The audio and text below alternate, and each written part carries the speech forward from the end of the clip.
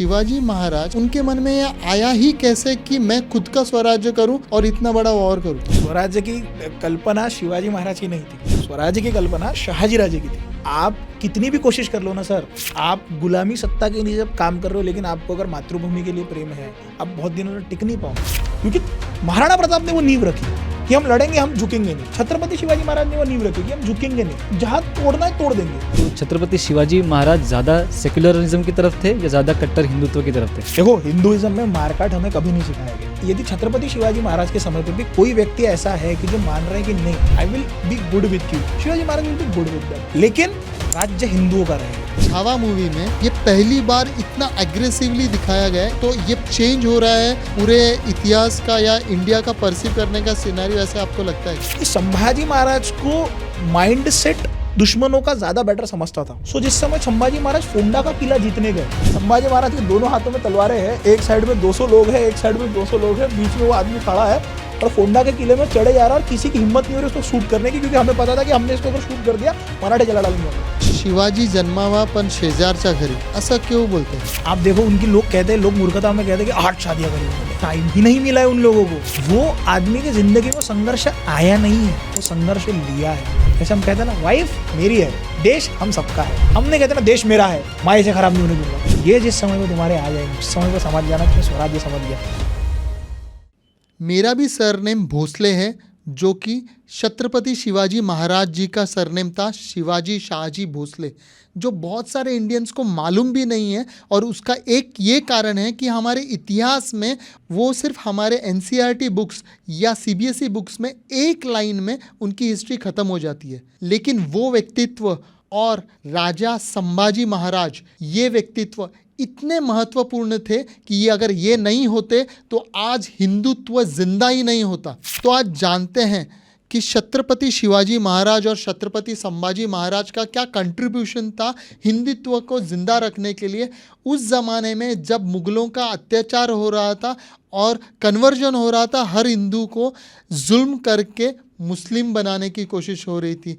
तब कैसे हिंदुत्व जिंदा रहा, दक्कन के मंदिर कैसे, कल्चर कैसे जिंदा रहा। सो आज हमारे साथ हैं आशीष भरतवंशी, जो कि एक बहुत मशहूर यूट्यूबर हैं और भारत के इतिहास के ऊपर बहुत ही रिसर्च बेस्ड वीडियोस बनाते हैं और हम तक प्रेजेंट करते हैं। ये पॉडकास्ट शुरू करने से पहले अगर आप चैनल पे नए हैं तो सब्सक्राइब कर लीजिए। चलिए शुरू करते हैं। आशीष, छत्रपति शिवाजी महाराज का जो स्वराज था, उसका एग्जैक्ट डेफिनेशन क्या है? वो आजकल के जो हमारा हिंदुत्व है या आजकल का जो सेक्युलरिज्म है, उससे रेजोनेट होता है क्या? सेकुलरिज्म की तो बात मैं नहीं करूंगा, क्योंकि वो टर्म उस समय पे एग्जिस्ट ही नहीं करता था। ओके। क्योंकि सेकुलरिज्म ये टर्म ही तब आई कि आपके यहाँ पे जब मल्टीपल रिलीजन आए होंगे, ठीक है। आज का मॉडर्न सेकुलरिज्म, वैसे अगर हम देखेंगे तो उस समय पे हिंदू जो कल्चर है, it is already a secular culture itself, क्योंकि शाक्तपंथी है, शैवपंथी है, वैष्णवपंथी है, सब अपने अपने हिसाब से चल रहे हैं। बराबर। किसी को किसी के साथ झगड़े नहीं है। हमारे यहाँ पे एथीस्ट भी चल रहे हैं, चार्वाक जो चल रहे थे, जैनास चल रहे, बुद्धास चल रहे, सब चल रहे। तो वी आर इनहेरेंट जो है हिंदुइज्म जो है वो हमारा सिविलाइजेशन सेक्युलर है। दूसरा, आपने ये पूछा था कि स्वराज का आज के हिसाब से कोई ये है क्या? देखो, स्वराज का मतलब ही ये है कि आपका स्वयं का राज हो, स्वयं का राज हो, हमारा स्वतःचा राज्य, स्वयं का राज यानी कि स्वराज। उस हिसाब से हम सेल्फ सफिशिएंट हो, हम किसी पे डिपेंडेंट ना हो। तो स्वराज ये टर्म जब कॉइन हुई थी, उसके बाद स्वराज ये टर्म हर जगह पे इस्तेमाल हुई है। छत्रपति शिवाजी महाराज ने स्वराज इस्तेमाल किया है, आर्य समाज के फाउंडर आर्य समाजियों ने, दयानंद सरस्वती जी ने स्वराज यूज़ किया है, भगत सिंह ने पूर्ण स्वराज की डिमांड की थी, और फिर 1929 में दिसंबर में वो कांग्रेस के मैनिफेस्टो में भी स्वराज आया था। तो स्वराज का मतलब ये होता है कि हम सेल्फ सफिशिएंट हो। भारत को स्वतंत्रता मिलने के बाद भी स्वराज इस्टेब्लिश नहीं हुआ। मैं इसलिए कहूँगा क्योंकि हम गेहूँ कहाँ से एक्सपोर्ट करते थे? हमें गेहूँ, जो सुअर को देने वाले गेहूँ होते थे, वो हमें अमेरिका से एक्सपोर्ट करना पड़ता था। मेलोस बोलते थे। हाँ, PL 2868 कुछ तो नंबर था, मुझे एकदम एग्जैक्ट याद नहीं है। उसके बाद में जब हमारे यहाँ पे ग्रीन रिवॉल्यूशन हुआ, वाइट रिवॉल्यूशन हुआ, हम सेल्फ डिपेंडेंट हुए, है ना, सेल्फ डिपेंडेंट हुए। करेक्ट। वो हमारा स्वराज की नींव है कि हम किसी पर डिपेंडेंट ना रहे। आज भी स्वराज में पूर्णतः इस्टेब्लिश हुआ ये नहीं कहूँगा, क्योंकि मॉडर्न वारफेयर के हिसाब से, मॉडर्न हम जो एम्यूनेशन या मॉडर्न चीज़ें ले रहे हैं, बना आज रहे भी हम फ्रांस पे डिपेंड कर रहे हैं, इटली पे डिपेंड कर रहे हैं, हम अमेरिका पे डिपेंड कर रहे हैं। तो जब तक भारत सेल्फ सफिशिएंट नहीं होगा, स्वराज इस्टेब्लिश नहीं होगा। स्वराज का मतलब है हम खुद अपने ऊपर डिपेंडेंट रहना। आशीष, अभी एक और चीज़ समझना है कि शिवाजी महाराज जबकि एक सूबेदार या शाहजी महाराज के जो पुत्र थे, हाँ। ही वॉज सेल्फ सफिशिएंट, क्योंकि वो सूबेदार थे, सूबेदार के बच्चे थे, वो भी शायद सूबेदार बनते। तो उनके मन में ये आया ही कैसे कि मैं खुद का स्वराज्य करूं और इतना बड़ा वॉर करूं? स्वराज्य की कल्पना शिवाजी महाराज की नहीं थी, स्वराज्य की कल्पना शहाजी राजे की थी। शहाजी राजे जिस समय पुणे परगना में थे, मतलब he was working under Adil Shah, earlier he was working under Nizam Shah. तो जिस समय पे शहाजी राजे पुणे परगना में थे, he decided to establish it. क्योंकि आप कितनी भी कोशिश कर लो ना सर, आप गुलामी सत्ता के नीचे जब काम कर रहे हो, लेकिन आपको अगर मातृभूमि के लिए प्रेम है, आप बहुत दिनों तक टिक नहीं पाओगे। बराबर। अगर कोई व्यक्ति ये चाहता है कि मैं सिर्फ सुख समृद्धि वाला जीवन जीना चाहता हूँ, मैं आपको कसम से बता रहा हूँ, अगर मेरे अंदर में ये देशभक्ति का कीड़ा नहीं होता, मैं यहाँ नहीं होता। मैं माइक्रोसॉफ्ट में जॉब कर रहा होता, मैं अब्रॉड जाता। मैं ये नहीं कह रहा कि माइक्रोसॉफ्ट और अब्रॉड में काम करने वाले देशभक्त नहीं होते। Even we are in the era of globalisation, वो लोग भी अपना कॉन्ट्रीब्यूशन दे रहे हैं। बट द पॉइंट इज, वो अपना कॉन्ट्रीब्यूशन दे रहे हैं, वहाँ से वो मनी पहुँचा रहे हैं, उसको इस्तेमाल करके हम लोगों तक ले जाना वो ज़्यादा डिफिकल्ट हो जाता है एक समय पे, क्योंकि वो वहाँ से बात करेंगे कि देश में पॉल्यूशन नहीं होना चाहिए, हम पॉल्यूशन में रह के करेंगे कि ठीक है भाई पैसे भेजो हम काम करते हैं, है ना, थोड़ा डिफिकल्ट है। अब यहाँ पे क्या होता है कि शाहजी राजे के दिमाग में वो सब चीज़ें थी, उन्हें करना था, बट जिस तरह से मैन्युफैक्चरिंग या फिर जिस तरह से रिसोर्सेस, ह्यूमन रिसोर्सेस की आपकी रिक्वायरमेंट होती है, एक टीम बिल्टअप करने की आपकी रिक्वायरमेंट होती है, वो शायद उस समय पे नहीं हुआ। तो उनको आदिल शाह ने वापस बुला लिया बीजापुर में और उनको जाने ही नहीं दिया पुणे में। अब ऐसे समय में ये हुआ कि उनके जो बड़े बेटे थे संभाजी महाराज, शाहजी राजे के बड़े बेटे संभाजी महाराज, वो भी उन्हीं के साथ रहने लगे। बट इसमें आप देखो आपकी वाइफ कितना बड़ा रोल प्ले करती है। When Shivaji Maharaj and Jijabai they went to Bijapur, उन्होंने उनको एक राजमुद्रा बना के दी, प्रतिपंच चंद्र लेखे व वर्धिष्णु विश्ववंदिता साहसनो शिवशैषा मुद्रा भद्राय राजते, वो उन्होंने बना के दी। एक भगवा ध्वज दिया कि अब जाओ इसे बताओ कि बनाना कैसा है। मैंने तो सपना देखा है, पूरा तुम करोगे। और शिवाजी महाराज का सपना शायद पूरा होते हुए उन्होंने भी नहीं देखा। एस्टैब्लिश किया, एक्सपांशन नहीं देखा। वो संभाजी महाराज ने कोशिश की, उन्होंने भी नहीं देखा। वो बाजीराव ने कोशिश की, वो एक्सपांड हुआ। लेकिन फिर भी क्या स्वराज का सपना पूरा हुआ? नहीं। हम आज भी कोशिश कर रहे हैं कि हम जातिवाद में ना फंसे, हम आज भी कोशिश कर रहे हैं, देखा। तो हो सकता है कि आप एक सपना देखो, वो आपका पूरा ना हो, कोई अगली पीढ़ी उसको करे, वो पास ऑन होते रहता है।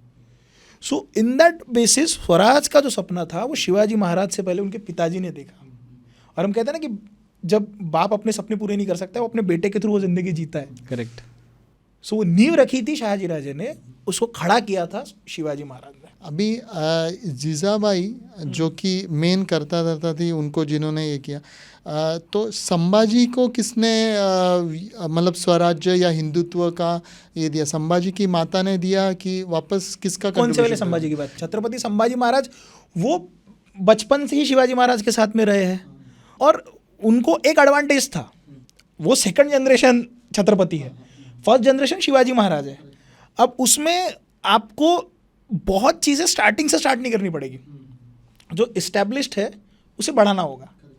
सपोज मेरी घर में खुद की फैक्ट्री है और मेरी फैक्ट्री की अर्निंग है साल की 10 करोड़। मैं क्या करूँगा, मैं अपने बच्चों को कहूँगा बेटा तू एक काम कर, तू IIT से MBA करके, IIM से तू MBA पढ़ के आ, IIT में भी होता है, IIM से तू MBA करके आ। और जब तू IIM से MBA करके आएगा तो हम सोचेंगे इसको एक्सपांड कैसे करते हैं। तो जैसे हम लोग संभाजी महाराज के बारे में जब देखते हैं, उनकी स्ट्रेटेजीज मच मोर बेटर है कई जगहों पे as compare to Chhatrapati Shivaji Maharaj. उनको आर्मी थोड़ी ज्यादा मिली है छत्रपति शिवाजी महाराज से, और स्किल्ड भी थोड़े ज्यादा मिले हैं। रीजन बीइंग, और वो थोड़े ज्यादा डेयर डेविल है, क्योंकि कई जगहों पे ऐसा उल्लेख आता है कि एक उल्लेख मैं आपको बता दूं संभाजी महाराज का, कि संभाजी महाराज को माइंड सेट दुश्मनों का ज़्यादा बेटर समझता था। इसका रीज़न ये मैं दूंगा, क्योंकि वॉर कभी भी तलवारों पे नहीं जीती जाती, वॉर जीती जाती है आपके माइंडसेट पे, आपके अग्रेशन पे। तो संभाजी महाराज ये जानते थे कि आई एम द किंग। अब सपोज करो आप गली में झगड़े कर रहे हो, है ना, आप 10 लोग हो गली में, वहाँ से सामने से कोई MLA MP चल के आ रहा है, वो अकेले आ रहा है, आप उस पर अटैक नहीं करोगे। आपको पता है मैं इसको अब भी मार सकता हूँ, मैं ये अब भी ख़त्म हो सकता है।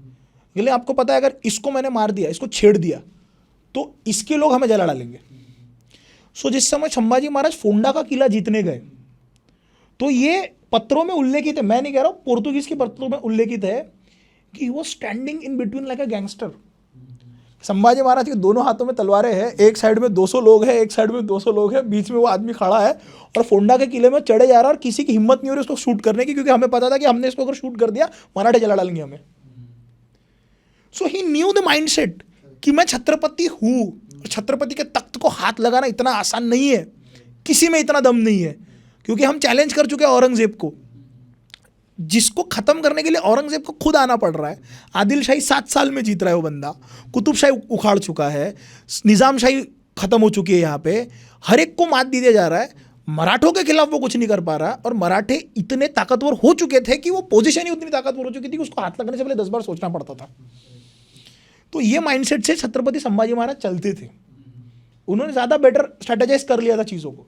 तो क्या आपको लगता है कि छत्रपति शिवाजी महाराज और छत्रपति संभाजी महाराज के वजह से ही हिंदुत्व जिंदा रहा, क्योंकि सब मुस्लिम कन्वर्ट हो ही रहे थे, पूरा भारत देश हरा दिख रहा था, सिर्फ दक्कन छोड़ के, तो क्या उनके वजह से आज इतने हिंदू हैं, इतना सहन करते हुए भी? अनडाउटफुली ये बात जो मतलब है, क्या उन्हें फादर ऑफ हिंदुत्व या ऐसा कुछ कहा जा सकता है? अनडाउटफुली देखो क्या है, उस समय पे राजस्थान के भी राजा थे, they were fighting by their own consciousness. Rajput जो राजा थे वो अपने कॉन्शियसनेस के हिसाब से लड़ रहे थे। अब अगर जैसे मैं पुरंदर का तह पढ़ा रहा हूँ, तो पुरंदर के तह में वहाँ से मिर्ज़ा राजा जयसिंह आ रहे हैं। अब मिर्ज़ा राजा जयसिंह आ रहे हैं from the side of Aurangzeb. अब मैं महाराष्ट्र से देखूंगा तो मैं उनको एज ए विलन ही देखूंगा, बट राजस्थानी व्यक्ति उसको एज ए विलन नहीं पोर्ट्रे करना चाहता, क्योंकि उनके टेरिटरी में, उनके एरिया में उन्होंने बहुत मंदिर बचाए हैं। देखो, और दूसरा क्या था, राजस्थान और दिल्ली का डायरेक्ट कॉन्फ्लिक्ट हो सकता था, डायरेक्ट कॉन्फ्लिक्ट था, पास में थे, डायरेक्ट कॉन्फ्लिक्ट था। तो उन्हें हो सकता है जो कंडीशन शहाजी राजे पे थी वही कंडीशन उनके ऊपर थी, वो नहीं कर पाए उतना जो करना है, और मेवाड़ियों ने वो करके दिखा दिया, महाराणा प्रताप ने। सो यहाँ पे पॉइंट ऐसा है कि उनके एरिया में उन्होंने वो चीज़ें करी है। But when it comes to Chhatrapati Shivaji Maharaj, आप मुझे छोड़ दीजिए, मैं क्या कह रहा हूँ, मुझे छोड़ दीजिए। हम आते हैं इंडिपेंडेंस एरा में। इंडिपेंडेंस एरा में रविंद्रनाथ टैगोर लिखते हैं कि कौन से दिन, कौन से रात को छत्रपति शिवाजी महाराज ने कौन से पहाड़ी के ऊपर वो तलवार उठाई होंगी और वो धर्म के नीचे सबको एकत्रित लाया होगा। औरोबिंदो घोष लिखते हैं कन्वर्सेशंस ऑफ द डेड, जिसमें मिर्जा राजा जयसिंह और छत्रपति शिवाजी महाराज का संवाद दिखाया गया है, कन्वर्सेशन ऑफ डेड करके है। तो उसमें वो कहते हैं कि मिर्जा राजा कहते हैं कि मैंने तो अपना राजपूताना बचाया और हम दोनों क्षत्रिय धर्म निभा रहे थे। बोले क्षत्रिय धर्म तो, शिवाजी महाराज कहते हैं कि क्षत्रिय धर्म तो मैं भी बचा रहा था, लेकिन मैं अपने मातृभूमि से स्वान था, तुमने जो बचाया वो तुमने अपना राजपूताना बचाया। करेक्ट। तो इस पे वो कहता है कि देखो, लड़ना मेरा काम था, लड़ना तुम्हारा भी काम था, और जो साम्राज्य की नींव मैंने रखी तुमने रखी, फर्क क्या है? बोले फर्क ये है कि तुम जब लड़े और मैं जब लड़ा, तो मेरे मरने के बाद भी मेरे साम्राज्य ने उस साम्राज्य को ध्वस्त किया जिसका सपना मैंने देखा था, और वो आज भी खड़ा है। ये इमेजिनरी कन्वर्सेशन है, बराबर। औरोबिंदो ने लिखा है। ये औरोबिंदो इसलिए लिख रहे हैं क्योंकि औरोबिंदो ये बताना चाहते हैं कि छत्रपति शिवाजी महाराज का जो पैट्रियोटिज्म था, it was for the whole India, क्योंकि वो मराठा उतने वहां तक निकल चुके थे। मतलब लोग कंपेयर करते हैं कि 2000 सालों तक ये लड़े या फिर ये 200 साल का रहा, लेकिन आपने नींव 200 सालों में कितनी बड़ी रखी, ये भी डिपेंड करता है ना। इवन जब फ्रीडम स्ट्रगल में हम देखेंगे तो जो ये स्कॉलरशिप्स निकलती थी फॉर पीपल के आप अब्रॉड जा रहे, तो वो निकलती थी महाराणा प्रताप के नाम से, छत्रपति शिवाजी महाराज के नाम से, क्योंकि महाराणा प्रताप ने वो नींव रखी।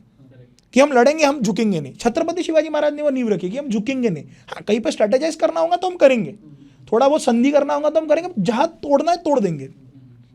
ये फर्क था शिवाजी महाराज में और बाकियों में। तो हम ये कहते हैं कि शिवाजी महाराज ने जो नींव रखी है वो बहुत सालों तक लोगों को एकत्रित करने में काम आई है। अभी हम दो वॉरियर्स का नाम ले रहे थे, महाराणा प्रताप और शिवाजी महाराज, तो दोनों को आप कुछ कंपेयर करना चाहेंगे, कौन कितना ग्रेट था या कैसे कुछ? देखो कंपैरिजन नहीं, मैं डायरेक्ट दोनों के जो अच्छे गुण, दोनों की पर्सनैलिटीज को डिफाइन कैसे करेंगे? देखो, महाराणा प्रताप जब बॉर्न हुए, he was born as a prince itself, but he was not a crowned prince. युवराज नहीं थे वो। क्राउन प्रिंस में और प्रिंस में फर्क होता है। प्रिंस आप भी हो सकते हैं, आप भी हो सकते हैं, लेकिन युवराज एक ही होता है जो राजा के जाने के बाद राजा बनेगा।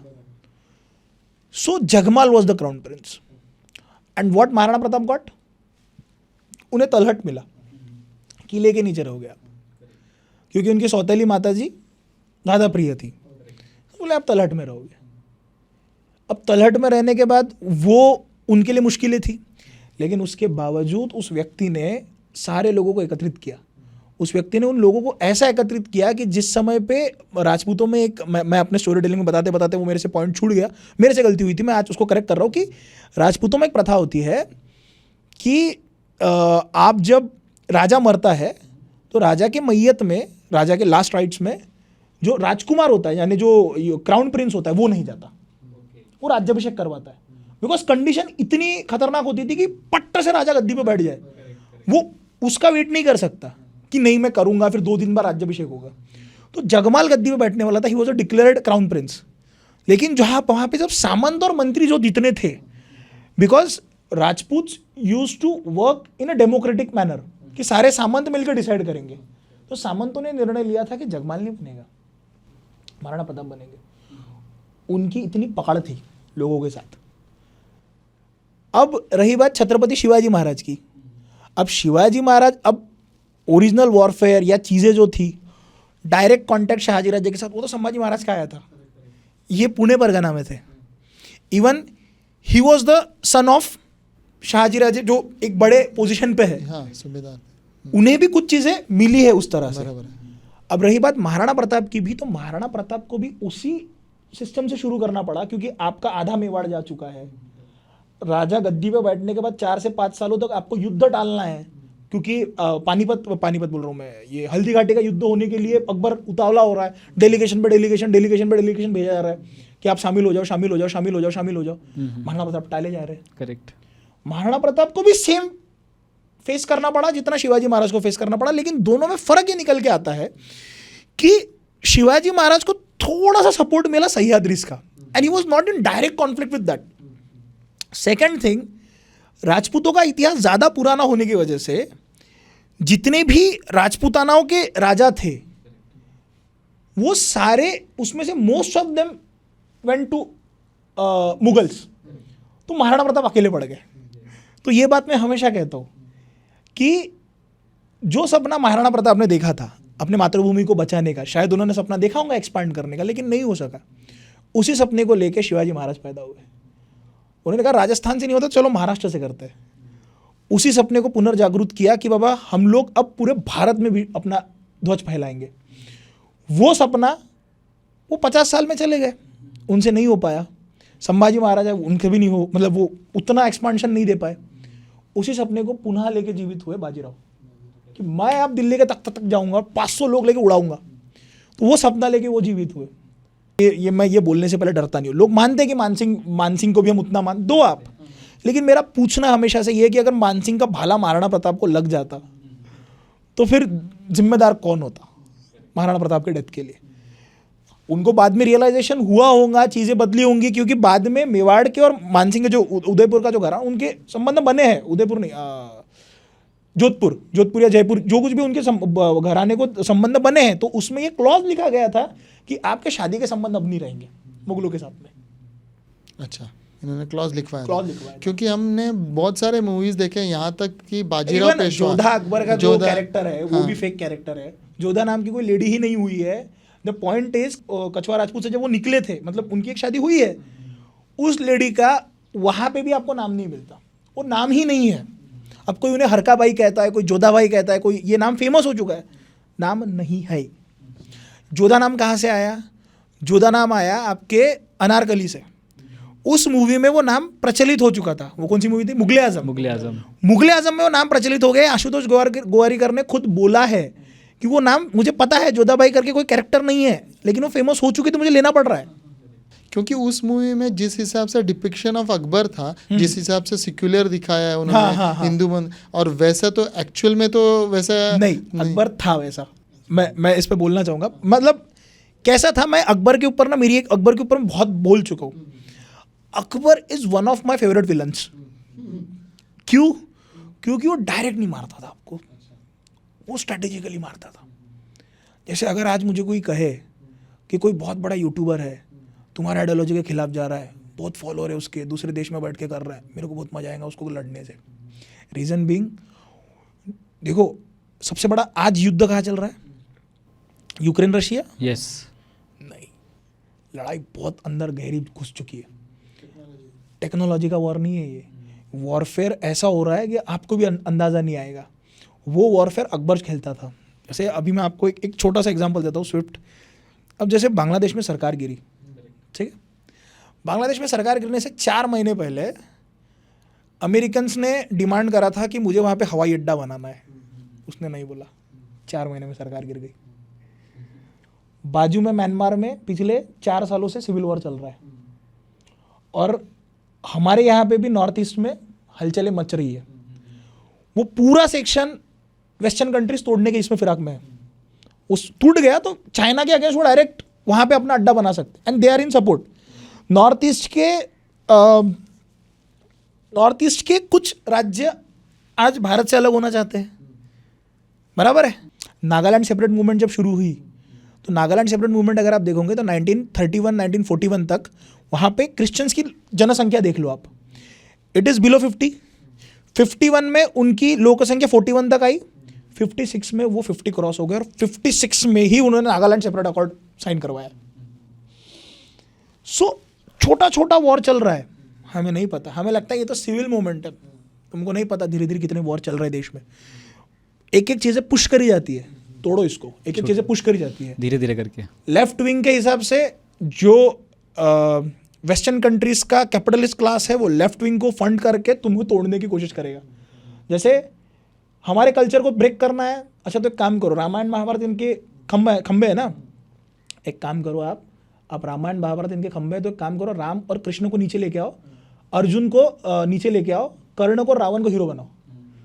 तो धीरे धीरे वॉरफेयर होगा, आपके माइंड के साथ खेला जाएगा। सो सवाल क्या था हमारा पहले? अकबर के बारे में बता रहा था मैं। हाँ, so now when we are talking about Akbar, Akbar को ये नीति बहुत ज़बरदस्त आती थी। अकबर ने क्या किया, अब जैसे आज के 23-24 साल का बच्चा है, या फिर आज 20 साल का लड़का है, उस समय पे वो एज 30 तक जाएंगे। मतलब आपके भी आप ज़माने में आपको देखोगे यार 25-26 तक तो हमें इतना समझता नहीं था जितना आज के बच्चों को समझ में आ रहा है, करेक्ट है। अकबर 27 साल तक उसने बहुत मारकाट करी है, खतरनाक मारकाट करी है उसने। मतलब उसी के वजह से वो मेवाड़ में भी अटैक करा है, मेवाड़ में जोहर हुआ है उसकी वजह से, और भयंकर मारामारी कर चुका है वो। अब इसके बाद अकबर ने क्या किया, अकबर को एक चीज़ समझ में आई, मैं मारामारी तो कर चुका हूँ, मुझे बैठना है गद्दी पर और सबको चलाना है, सो अब मुझे शांति प्रस्ताव रखना पड़ेगा। तो उसने शांति प्रस्ताव रखा सभी के साथ। अकबर क्या करता था, लाहौर में उसकी गद्दी थी, लाहौर में उसका गवर्नर बैठा था। लाहौर में ये सिस्टम थी कि कोई भी हिंदू जब निकलेगा घर से, उसके ऊपर सफ़ेद कलर का एक पैच्ड वाला कपड़ों के ऊपर उसको पहनना पड़ेगा, चिन्ह जैसा होना, चिन्ह के जैसा, कि ये अलग से हिंदू ये दिखना चाहिए। अकबर ने उसका विरोध कभी नहीं किया कि लाहौर गद्दी तो उसी की थी ना, लेकिन जो उसके कैपिटल में चल रहा है वो उसका विरोध करेगा। तो उसने क्या किया, उसके कोर्ट में रहने वाले जितने मुस्लिम शासक है और जितने हिंदू शासक है, दोनों को शांत रखा। अब लाहौर में ऐसा चल रहा है, वहाँ से आने तक तो बहुत टाइम लग जाएगा तुम्हारे तक, उसने दोनों को खुश रखा। सेकंड चिक्स, पहले ये, दूसरा वो। समय के साथ उसने क्या किया, एंड मैं हमेशा कहता हूँ कि अकबर ना थोड़ा सा नार्सिस्ट भी था, मैं वाला था उसमें फैक्टर। तो उसने मुस्लिम धर्म भी छोड़ दिया, उसने खुद का नया धर्म बनाया। तो जौनपुर के जितने भी शासक थे, मतलब जौनपुर के जितने भी मौलवी थे, उन्होंने उसके खिलाफ फतवा दे दिया कि अकबर ऐसा क्यों कर रहा है। So the point is, Akbar क्या करता था, अकबर ना आपके दिमाग के साथ खेलता था। जैसे अकबर को फोबिया था, डार्क फोबिया था, वो बीमारी अंधेरे से डरता। अंधेरे से डरता था वो। दिया उसकी जरूरत थी कि दिए लगाना, आग के पास जाना, वो सोता नहीं था रात रात भर। ये अकबरनामा में मेंशन्ड है कि वो रात भर सोता नहीं था, वो रात भर सभाएं लेता था। और उसकी एक स्पेसिफिक टेक्निक थी कि उसको पूरे उसके महल में एक ही तरह से दिए लगाए चाहिए। तो एक बार दिए लगाने वाले आदमी ने थोड़ी गलती कर दी, उसने उसको मृत्युदंड दे दिया। इतना डेंजर क्यों? क्योंकि उसे डर लगता था। समय के साथ वो अग्नि के पास जाने लगा, तो लोगों को ये लगा कि अरे ये तो अग्नि की पूजा करता है। एंड अकबर थॉट, अच्छा लोगों को लग रहा है क्या? हाँ हाँ, मैं अग्नि की पूजा करता हूँ। हिंदू है। हिंदू है। हाँ। सेक्युलर है भाई। पण दीने इलाही करके धर्म हाँ, बना। वही कह रहा हूँ ना। तो जब उसने दीन इलाही बनाया तो उसने अपने आप को लास्ट पैगंबर डिक्लेयर करा था उसका। ही इवन आस्क्ड कि कॉइन्स के ऊपर अल्लाह अकबर लिखवाऊं क्या? मतलब अकबर जो है, हाँ वो कराऊं क्या मैं, मतलब जो अकबर है वो मेरे नाम से कराऊं क्या? तो उस समय जौनपुर के जो मुसलमानों ने फतवा दिया था तो उसको रोका गया कि भाई तू क्या कर रहा है, सारे काट डालेंगे तुझे, मतलब कोई रखेगा ही नहीं। एंड वो अकबर था, उसके खिलाफ जाने की इतनी ताकत नहीं थी किसी में, वो बहुत दिमाग से खेलता था। लेकिन संभाजी ने उन्हें शरण दी थी महाराष्ट्र में। वो अकबर दूसरे हैं, वो औरंगजेब के बेटे हैं, वो अकबर दूसरे। ये एरा दोनों का। वो अकबर अलग है, ये अकबर अलग है। ये बाबर का बेटा हुमायूं का अकबर है। ये पियर्स में जो पढ़ रहे हैं हम लोग, है ना, ये जो है ये औरंगजेब का बेटा अकबर है। सो जब सेक्युलरिज्म की हम बात कर रहे हैं तो छत्रपति शिवाजी महाराज ज़्यादा सेक्युलरिज्म की तरफ थे या ज़्यादा कट्टर हिंदुत्व की तरफ थे? ये तो डिपेंड करता है ना कि सामने वाला कैसे बिहेव कर रहा है। देखो, हिंदुइज्म में मारकाट हमें कभी नहीं सिखाया गया। नेचुरली हम मारकाट नहीं करते। आप मुझे अगर कहोगे कि मैं प्रो हिंदुत्ववादी हूँ, अरे बाला साहब ठाकरे, आप जो उनको प्रो हिंदुत्ववादी कह रहे हो, he was also in favour कि अब्दुल कलाम प्रेसिडेंट बने। हमने तो कभी विरोध नहीं किया ना अब्दुल कलाम का। बाला साहब ठाकरे हो जाए या फिर उसके बाद में ये हमारे जो चीफ आर्किटेक्ट है, आर्कियोलॉजिस्ट है हमारे, अभी करंट वाले, मुझे नाम याद नहीं आ रहा, मैं नाम आजकल ना भूल रहा हूँ थोड़े थोड़े जो जिन्होंने ये पूरे एक्सकेवेशंस में हमारे मदद करते हैं, राइट? ऑडियंस बता देंगी नाम, सबको पता है। वो इवन कट्टर मुस्लिम भी उन्हें एक्सेप्ट नहीं करते। कट्टर मुस्लिम अब्दुल कलाम को भी एक्सेप्ट नहीं करते। हमें तो कभी दिक्कत नहीं हुई ना। अब इसी वे में यदि छत्रपति शिवाजी महाराज के समय पे भी कोई व्यक्ति ऐसा है कि जो मान रहे हैं कि नहीं, I will be good with you, Shivaji Maharaj will be good with them, लेकिन राज्य हिंदुओं का रहेगा। इसका एक सटीक एग्जांपल दिखता है कि शिवाजी महाराज जिस समय पे दक्षिण दिग्विजय के लिए निकले, उस समय पे भाग्यनगर या हैदराबाद, वहाँ पे कुतुब शाह था। Shivaji Maharaj went to him and Shivaji Maharaj said कि हम आपके साथ संधि करने के लिए रेडी है। वो मिलने से डर रहा था क्योंकि उनको लगा था ये फाड़ देंगे, मिलते हैं और खोली डालेंगे अफजल खान के। ही वॉज ओके, ठीक है, कोई विषय नहीं है, बी गुड, लेकिन हफ्ता देना पड़ेगा, चौथ देनी पड़ेंगी, राज्य हमारा रहेगा, जितने कमा रहे हो उसमें से इतना % लगेगा भैया, इज्जत से रहना, मंदिर नहीं तोड़ना, लेकिन राज्य हमारे हिसाब से होगा, रूल्स हमारे रहेंगे। So he was not anti humanist, he was a humanist but pro हिंदुत्ववादी ह्यूमनिस्ट, क्योंकि हमारे इसमें अटैक नहीं सिखाया, डायरेक्ट अटैक कभी नहीं सिखाया, किसी के ऊपर नहीं सिखाया। शिवाजी महाराज ने खुद से कितने युद्ध लड़े होंगे फिजिकली? ऐसा छोटे मोटे तो बहुत होंगे। बड़े युद्धों में यूजुअली राजा नहीं जाते, क्योंकि जो हमारे, देखो, वॉर नहीं होते थे उस समय पे। शिवाजी महाराज के समय आपको वॉर नहीं मिलेंगे, बैटल्स मिलेंगे। वॉर और बैटल में फ़र्क होता है ना, वॉर लंबा चलता है, बैटल छोटी होती है। अब उस बैटल में अगर आप देखोगे तो शाइस्ता खान को मारने के लिए शिवाजी महाराज खुद गए, लेकिन वो सर्जिकल स्ट्राइक थी। अफजल खान की मीटिंग में शिवाजी महाराज खुद गए हैं, लेकिन वो मीटिंग थी, है ना। उसके बाद में उंबरखिंड में शिवाजी महाराज ने मारा है, वो भी मीटिंग थी।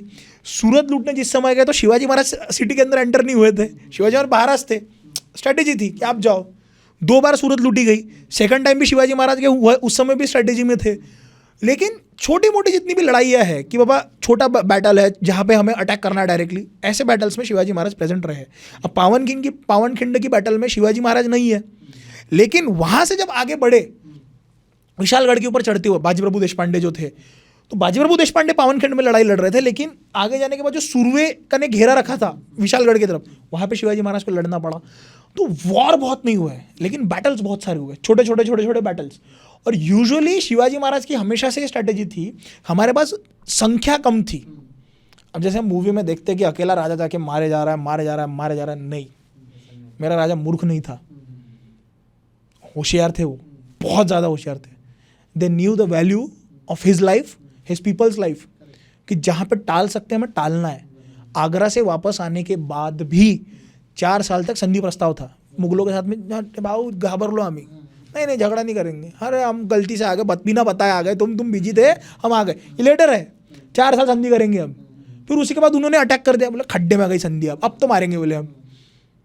तो ये हुआ है। लेकिन बाय नेचर छत्रपति शिवाजी महाराज जो हैं वो एग्रेसिव ज़्यादा थे या पहले काम ज़्यादा होते हैं कि संधि करेंगे हम?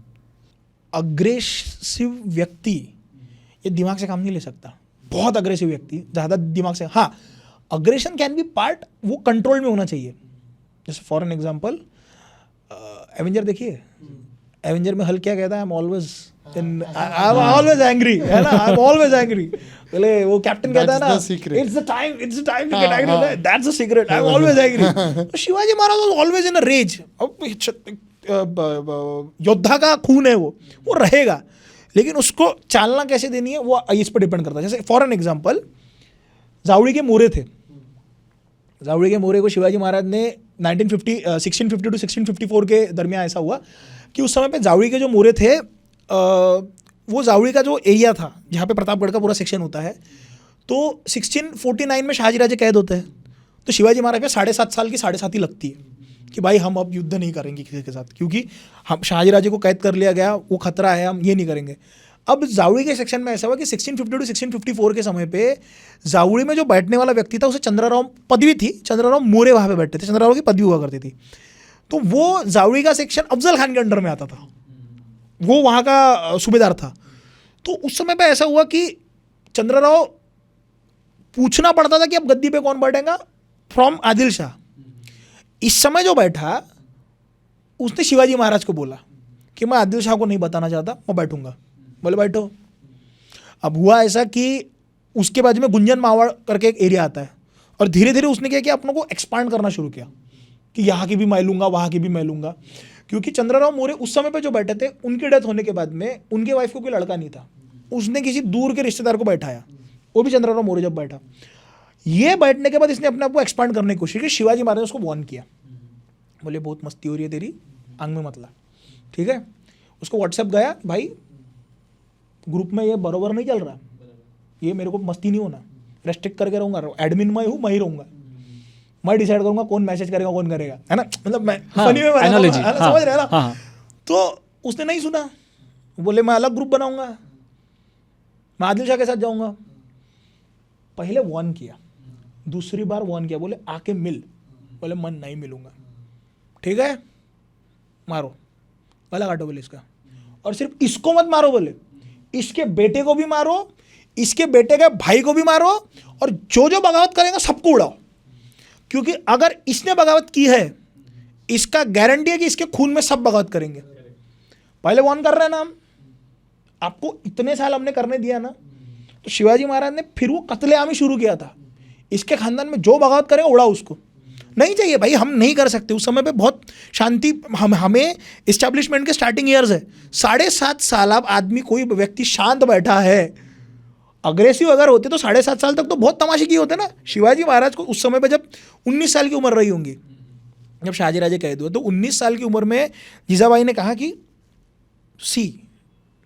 अभी समय है कि आप अपने आप को इस्टेब्लिश करो। उन्होंने फोर्ट्स पे काम किए हैं, उन्होंने डैम्स पे काम किए हैं, उन्होंने लोगों को एकत्रित करने का काम किया। बाजी पासलकर, ये बहुत शाहजी राजा ने भेजे हुए व्यक्तिमत्व थे। तो बोले बाजी पासलकर ने बहुत मदद की, उनको काका कहते थे, बहुत उम्र में बहुत उनके पिताजी की उम्र के थे। तो उन्होंने सबको एकत्रित करने की कोशिश की, सबको बोलते थे कि आओ, पहले आओ, इज्जत से आओ, अच्छे से आओ, फोड़ो फिर इसको। क्या करेंगे, वो जरूरी था ना, Exactly. जरूरी था ना। आप उनकी इसमें रहोगे, मतलब हम ताकतवर है, हमें दिखाना पड़ेगा। वैसे भी तुम गुलामी उनकी कर रहे हो ना, फिर हिंदुत्व की करो, हमारे अंडर में काम करो। नहीं करोगे, ले लो इसको। लेकिन लेने के बाद भी शिवाजी महाराज यही कहते थे कि आपके लोग बैठेंगे, यही डिफरेंस है शिवाजी महाराज में और लेटर पेशवाओं ने जो मस्तियाँ करी है कि नहीं सबसे लेंगे लेंगे, वो नहीं करी। आप ही रहोगे राजा, डोंट वरी। छत्रपति शिवाजी महाराज को फादर ऑफ इंडियन नेवी भी बोला जाता हाँ। है, तो उसका कारण क्या है, उन्होंने क्या किया था? देखो उस समय क्या हुआ था ना कि महाराज को ये बात पता चल चुकी थी कि यदि हमने सी लाइन कवर नहीं करी, क्योंकि ये जितने भी आते थे फॉरेनर्स, हाँ, अंग्रेज, अब ना पुर्तगाल। एक चीज़ ना बोली जाती है बहुत ना, ये लोग बहुत पिन पॉइंट करके देखते हैं। मुझे ना ये अभी तक रिसर्च पेपर में कहीं मिला नहीं है, लेकिन ये मुझे निकालना है कहीं ना कहीं से, अगर मुझे कहीं मिलता है। जैसे ये कहते हैं कि चाणक्य जो कैरेक्टर है, चाणक्य का कैरेक्टर आपको तकरीबन 19th सेंचुरी तक एग्जिस्ट करता था, पता ही नहीं था, ये माना जा रहा है अभी। अशोका का कैरेक्टर भी 18 बहुत समय तक एग्जिस्ट करता है, किसी को नहीं पता चला, बहुत बाद में पता चला ये। अब हुआ ऐसे कि चाणक्य नीति जो है, चाणक्य नीति अर्थशास्त्र जो है, ओस्मानिया यूनिवर्सिटी में मिली 1916-1917 के दरमियान या समथिंग, उससे पहले। उसके पहले ये माना ही नहीं जाता था कि चाणक्य करके कोई कैरेक्टर है करके, अर्थशास्त्र को लिखा गया है। लेकिन आपको एक बात समझनी होगी कि चाणक्य ने जो जो चीज़ों की नींव रखी है, छत्रपति संभाजी महाराज ने बुद्धभूषण लिखा कि राज्य को कैसे चलाना है, और जब आप अर्थशास्त्र पढ़ते हो दोनों में आपको बहुत सिमिलरिटीज मिलती है। अब ओस्मानिया यूनिवर्सिटी के हैदराबाद के इसमें अगर वो अर्थशास्त्र लिखा है, इसका मतलब वो कहीं ना कहीं इन जगहों पे भी प्रचलित रहा होगा, शायद हमें नहीं पता। Father of modern warfare navy हम शिवाजी महाराज को कहते हैं, लेकिन नेवी सिस्टम चाणक्य ने भी बनाई थी, क्योंकि गंगा का पात्र इतना बड़ा होता था कि गंगा के पात्र में युद्ध आप नेवल वॉरफेयर में कर सकते हो। करेक्ट। अब दक्षिण में भी नेवी बनाई थी, लेकिन वो ट्रेडिंग नेवी थी, वॉरफेयर वाली नहीं थी। शिवाजी महाराज जो नेवी बनाई वो मॉडर्न आर्ट के साथ में तोप गोले वाली नेवी बनाई, क्योंकि उनको पता था पोर्तुगीज का डायरेक्ट वॉरफेयर था, क्योंकि हमें अगर कोकण और गोवा इस्टेब्लिश करना है तो बनाना बहुत जरूरी है। जंजीरा के सिद्धि उनको हराना है, नेवी होना बहुत जरूरी है। इसीलिए नेवल सिस्टम बहुत जरूरी थी।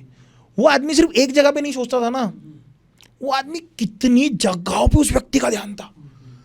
मतलब लोग मुझे कहते हैं कि वो आदमी सिर्फ अगर 20 साल और जिया रहता, भाई मैं बहुत बार तो रो देता हूँ कि वो आदमी अगर 20 साल जिया रहता तो कहाँ से कहाँ चले जाते तुम। क्योंकि आप सोचो शिवाजी महाराज के समय पे मराठी भाषा में कई फारसी शब्द आए थे। शिवाजी महाराज ने बोले टीम बैठाए, बोले सबको निकालो, 13,000 15,000 नए वर्ड पूरे मराठी टू मराठी होने चाहिए। राज्य कोश बनाया। उस समय पे ज्योतिष शास्त्र घूम चुका था हमारा, बोले ज्योतिष शास्त्र के ऊपर मुझे पूरे से पूरे वर्डिंग चाहिए। ज्योतिष शास्त्र रिवाइव करवाया, ये महाराणा प्रताप ने भी करवाया है, ये महाराणा प्रताप ने भी कराया। ज्योतिष शास्त्र जो है महाराणा प्रताप ने भी रिवाइव करवाया है। लैंग्वेज के ऊपर महाराणा प्रताप ने भी काम करा है। उसके बाद में शिवाजी महाराज ने कहा कि मूर्ति हमारी बहुत खंडित हो रही है, मूर्ति शास्त्र के ऊपर काम करवाओ, कल्चर के ऊपर काम करवाओ, मुझे हर जगह पे काम चाहिए। हमारे यहाँ पे संगीत कला, नाट्य कला, हर क्षेत्र में छत्रपति शिवाजी महाराज का काम है। मिलेगा आपको, स्पेसिफिकली मिलेगा। तो अगर आप कहोगे नाट्य कला में कहाँ पे काम किया है, अरे पोवाड़े लिखने लगा है शिवाजी महाराज ने। बैलेट की सिस्टम खत्म हो चुकी थी कि हमारे यहाँ पे जो हुआ है शायर लिखो, लोगों को पता चले। अब पोवाड़े में सिर्फ छत्रपति शिवाजी महाराज का नाम नहीं आएगा ना, यदि पावन खंड का पोवाड़ा चल रहा है वहाँ पे बाजी प्रभु का नाम आएगा, आप लिखो। उस आदमी का ध्यान कहाँ नहीं था। तो समुद्र तो बहुत छोटी सी चीज़ है, यहाँ तक कि अंग्रेज खुद लिख के जाते हैं कि ये राजा यदि अच्छा हुआ सह्याद्री के माउंटेन में पैदा हुआ, ये यदि समुद्र के तट पे पैदा होता और ये थोड़ा 50 साल बाद पैदा होता, जो नेवल इसे इन्होंने इस्टेब्लिश की अगर हाथ में मिल जाती, ये खुद समुद्र पार करके जर्मनी पे या फिर हमारे यूरोप में आके राज्य करना शुरू कर देता। ये लेटर्स में मिला है। यहाँ तक कि लेटर जितने भी गवर्नर्स हुए ब्रिटिशर्स के, वो लिख के रखते हैं कि we are in fear of no one but the man of Shivaji. ये 18th सेंचुरी का डायलॉग्स है उनके, कि भाई जितनी भी बगावतें चल रही है यार, यही लोग कर रहे हैं यार। छत्रपति शिवाजी महाराज का नाम ले लेके मारे जा रहे हैं यार। 1857 में झांसी की रानी उठ रही है, वो भी कह रही है कि मैं अपने छत्रपति शिवाजी महाराज का स्वराज्य फिर से एस्टैब्लिश करना चाहती हूँ। उसके बाद में लोकमान्य टिलक वहाँ पे छत्रपति शिवाजी महाराज की जयंती सेलिब्रेट करने की ये कर रहे हैं। फूले के इसमें छत्रपति शिवाजी महाराज आ रहे हैं। उसके बाद में जो हमारे ये हुए थे फर्स्ट फ्रीडम फाइटर, हम कहते हैं, पुणे में वासुदेव बळवंत फड़के हुए। वासुदेव बळवंत फड़के ने तो डिक्लेयर कर दिया था कि मैं पेशवा हूँ शिवाजी महाराज का अभी वाला, और मैं तुमको मारूंगा। सो आपको ये देखना होगा कि छत्रपति शिवाजी महाराज का नाम लेके पूरी आगे तक वॉरफेयर चली है। और अभी भी चलती है ना, अभी भी चलती भी लोग उनका नाम लेके वोट ले रहे हैं, और मतलब जिस हिसाब से काम नहीं, वो तो मतलब he is relevant till today. नहीं, मैं और एक बताऊंगा कि मैं हमेशा ये कहता हूँ कि यदि आपको छत्रपति शिवाजी महाराज पूर्णतः समझ चुके हैं तो, और अगर आप उनके तरह थोड़ा सा जीने की कोशिश भी कर रहे हो, आपको कोई डिफीट नहीं कर सकता, आप फिर से खड़े होते हो। ये बहुत बड़ा प्रेरणा स्रोत है, क्योंकि यार कभी कभी हम ऐसे सोचते हैं कि एवरी अनदर किंग कुछ ना कुछ पिन पॉइंट निकलेगा। शिवाजी महाराज एंड महाराणा प्रताप, भाई मैं निकाल ही नहीं सकता, मैं सोच के नहीं निकाल सकता। आशीष जी, अभी ना वो 3-4 कहानियों पे आते हैं शिवाजी महाराज के, आपका टेक बताओ। पहले तो जो वो आगरा से बच के आए थे, तो मेरा हमेशा हमें डाउट रहा है कि आगरा से टोकरियों में बच के निकले तो होंगे, लेकिन फिर दिल्ली कैसे छोड़ा होगा, क्योंकि इतना बड़ा फरमान तो गया होगा, बाप बेटे दिखे तो कत्लेआम। तो उस समय पे ऐसा हुआ था कि ये लोग जब निकले वहाँ से, अब उसमें भी बहुत कहानियाँ चलती है कि अब शुरू से कहानी बता दो ताकि हमें सब समझे। पहले संधि हुई थी पुरंदर की, उसके बाद में ये औरंगजेब जो था वो साल में 2 बार बर्थडे मनाता था। पुकी आदमी था, उसको बहुत मज़ा आती थी, तो साल में 2 बार बर्थडे मनाता था।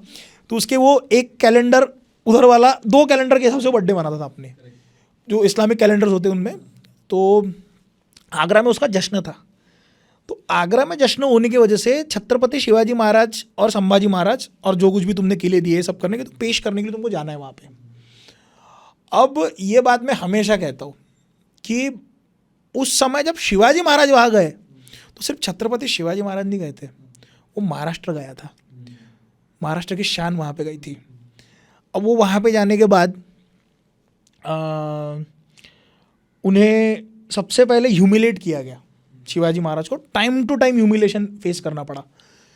थिंग वॉज कि शिवाजी महाराज को एक जगह पे रखा गया, बोले आपको आज सुबह के डिपेंड, ऐसा था कि औरंगजेब जो था सुबह किसी एक दरबार में रहता था, दोपहर को और दरबार में, तीसरे दरबार में, ऐसे 3 दरबार उसके चेंज होते थे, सुबह शाम दोपहर को, बड़ा खाना छोटा। ये अकबर, और कभी आगरा का फोर्ट देखना आप, वो देखने के बाद ऐसा लग रहा भाई कहाँ घुस गया मैं, कहाँ बाहर निकल रहा हूँ मैं, क्या कर रहा हूँ मैं।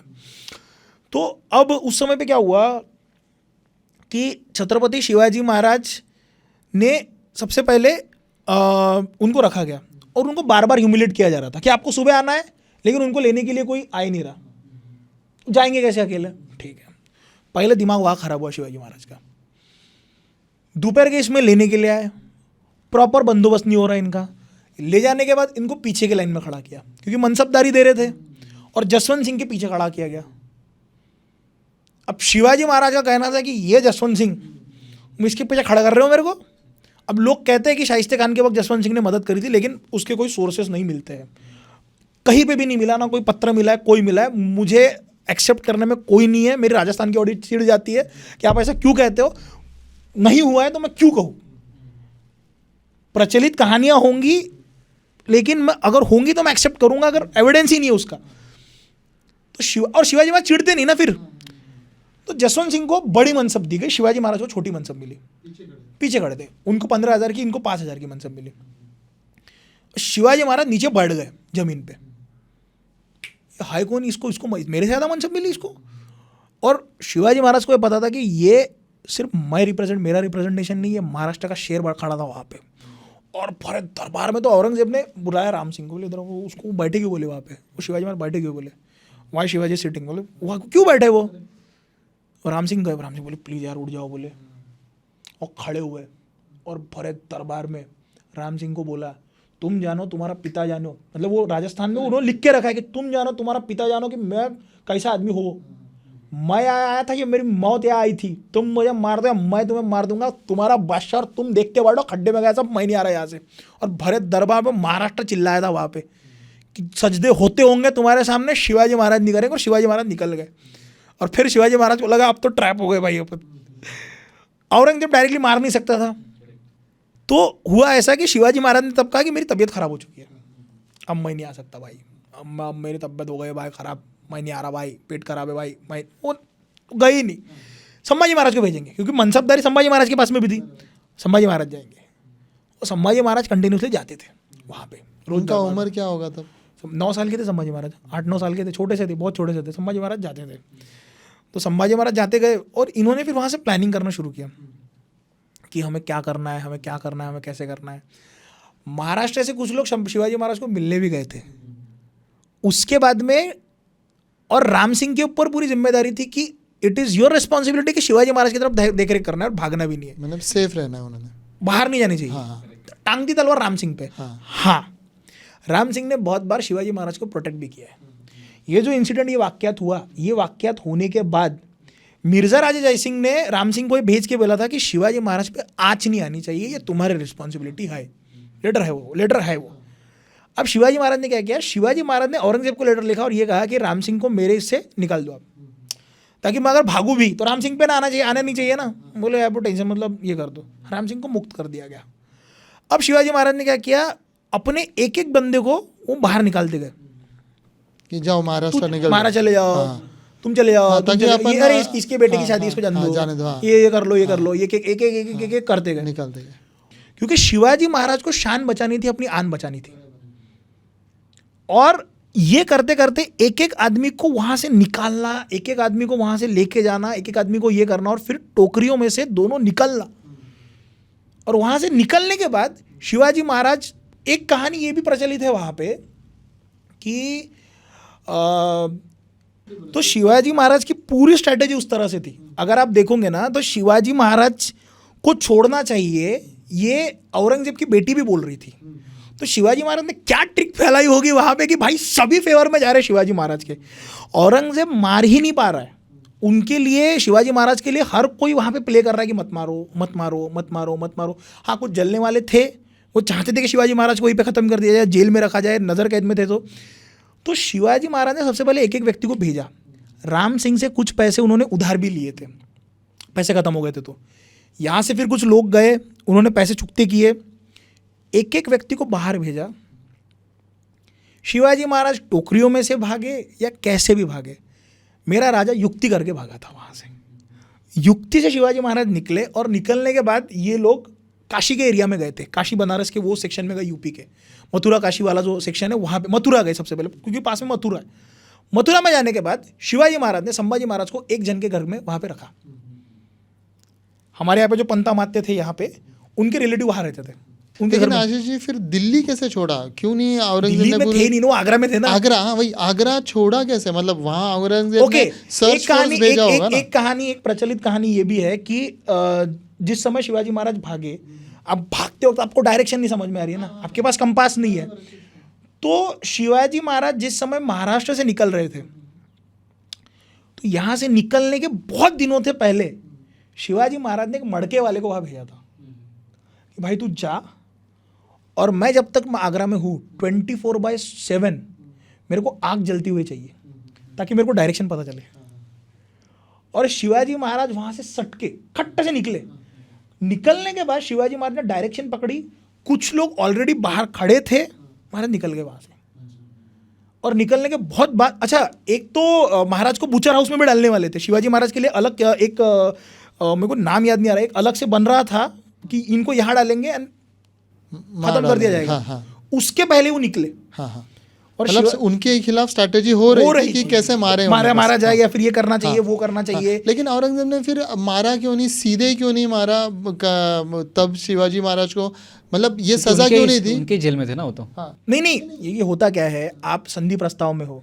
अब औरंगजेब भी कोई कच्चा खिलाड़ी नहीं था, औरंगजेब को भी पता था कि कोई व्यक्ति मनसबदार बन के आपके पास में आ रहा है और उसको डायरेक्ट मार रहे हो, बगावत की बू हो सकती है। उसको भी होती, उसको भी तो थी। कोई ना कोई स्ट्रैटेजी प्ले करके उन्हें शिवाजी महाराज को। अब देखो, अब शिवाजी महाराज वहां से जब निकले तो मथुरा जब पहुंचे, तो मथुरा निकलने के बाद उन्होंने संभाजी महाराज को वहां पे रखा। संभाजी महाराज पहचान में नहीं आने चाहिए, इसलिए संभाजी महाराज का जनेऊ करवा दिया। शिवाजी महाराज वहां से तो खुद निकल गए। अब ये लोग बहुत बार ना बोलते नहीं है कई चीज़ें। शिवाजी महाराज पहचान में नहीं आने चाहिए, इसलिए उन्होंने अपनी पूरी दाढ़ी निकलवा दी थी, बाल पूरे शेव कर दिए थे, वो नाथपंथियों के पूरे भेष में रहते थे, पूरा बाल शेव सब शेव करके, और उस भेष में वो महाराष्ट्र तक आए। और यहाँ पे आने के बाद संभाजी महाराज का श्राद्ध करवा दिया कि संभाजी महाराज की डेथ हो गई। तो जो टोकरियों में आने वाली बात है वो 100% सच भी हो सकती है, वो झूठ भी हो सकती है, वो लोक कथा भी हो सकती है। समझो मेरी बात ये नहीं है कि आप वो टोकरी में आए। इट इज़ नॉट इम्पोर्टेंट कि शिवाजी महाराज कैसे निकले, इम्पोर्टेंट ये है कि वो मगर के मुंह में घुस के मेरा राजा निकला। वो कितनी बड़ी बात है, कितनी बड़ी बात है, कितनी बड़ी बात है कि भाई अरे इसके ऊपर लेटर है ना, इसके ऊपर लेटर है ना। ये जो औरंगजेब है, औरंगजेब ने ईरान के बादशाह को लेटर लिखा कि मैं आलमगीर औरंगजेब हूँ। आलमगीर है ना विश्व विजेता। ईरान के बादशाह ने कहा तू कहाँ पे आलमगीर है, तेरे से शिवाजी पकड़ा नहीं गया और वो दक्कन में रह के पूरा उखाड़ने की कोशिश कर रहा है, तू है कहाँ का आलमगीर। यहाँ पे दिमाग आपके राजा का दिख रहा है। शिवाजी महाराज का डिसिप्लिन कितना रहा होगा कि एक एक व्यक्ति शिवाजी महाराज के लिए रूट कर रहा है।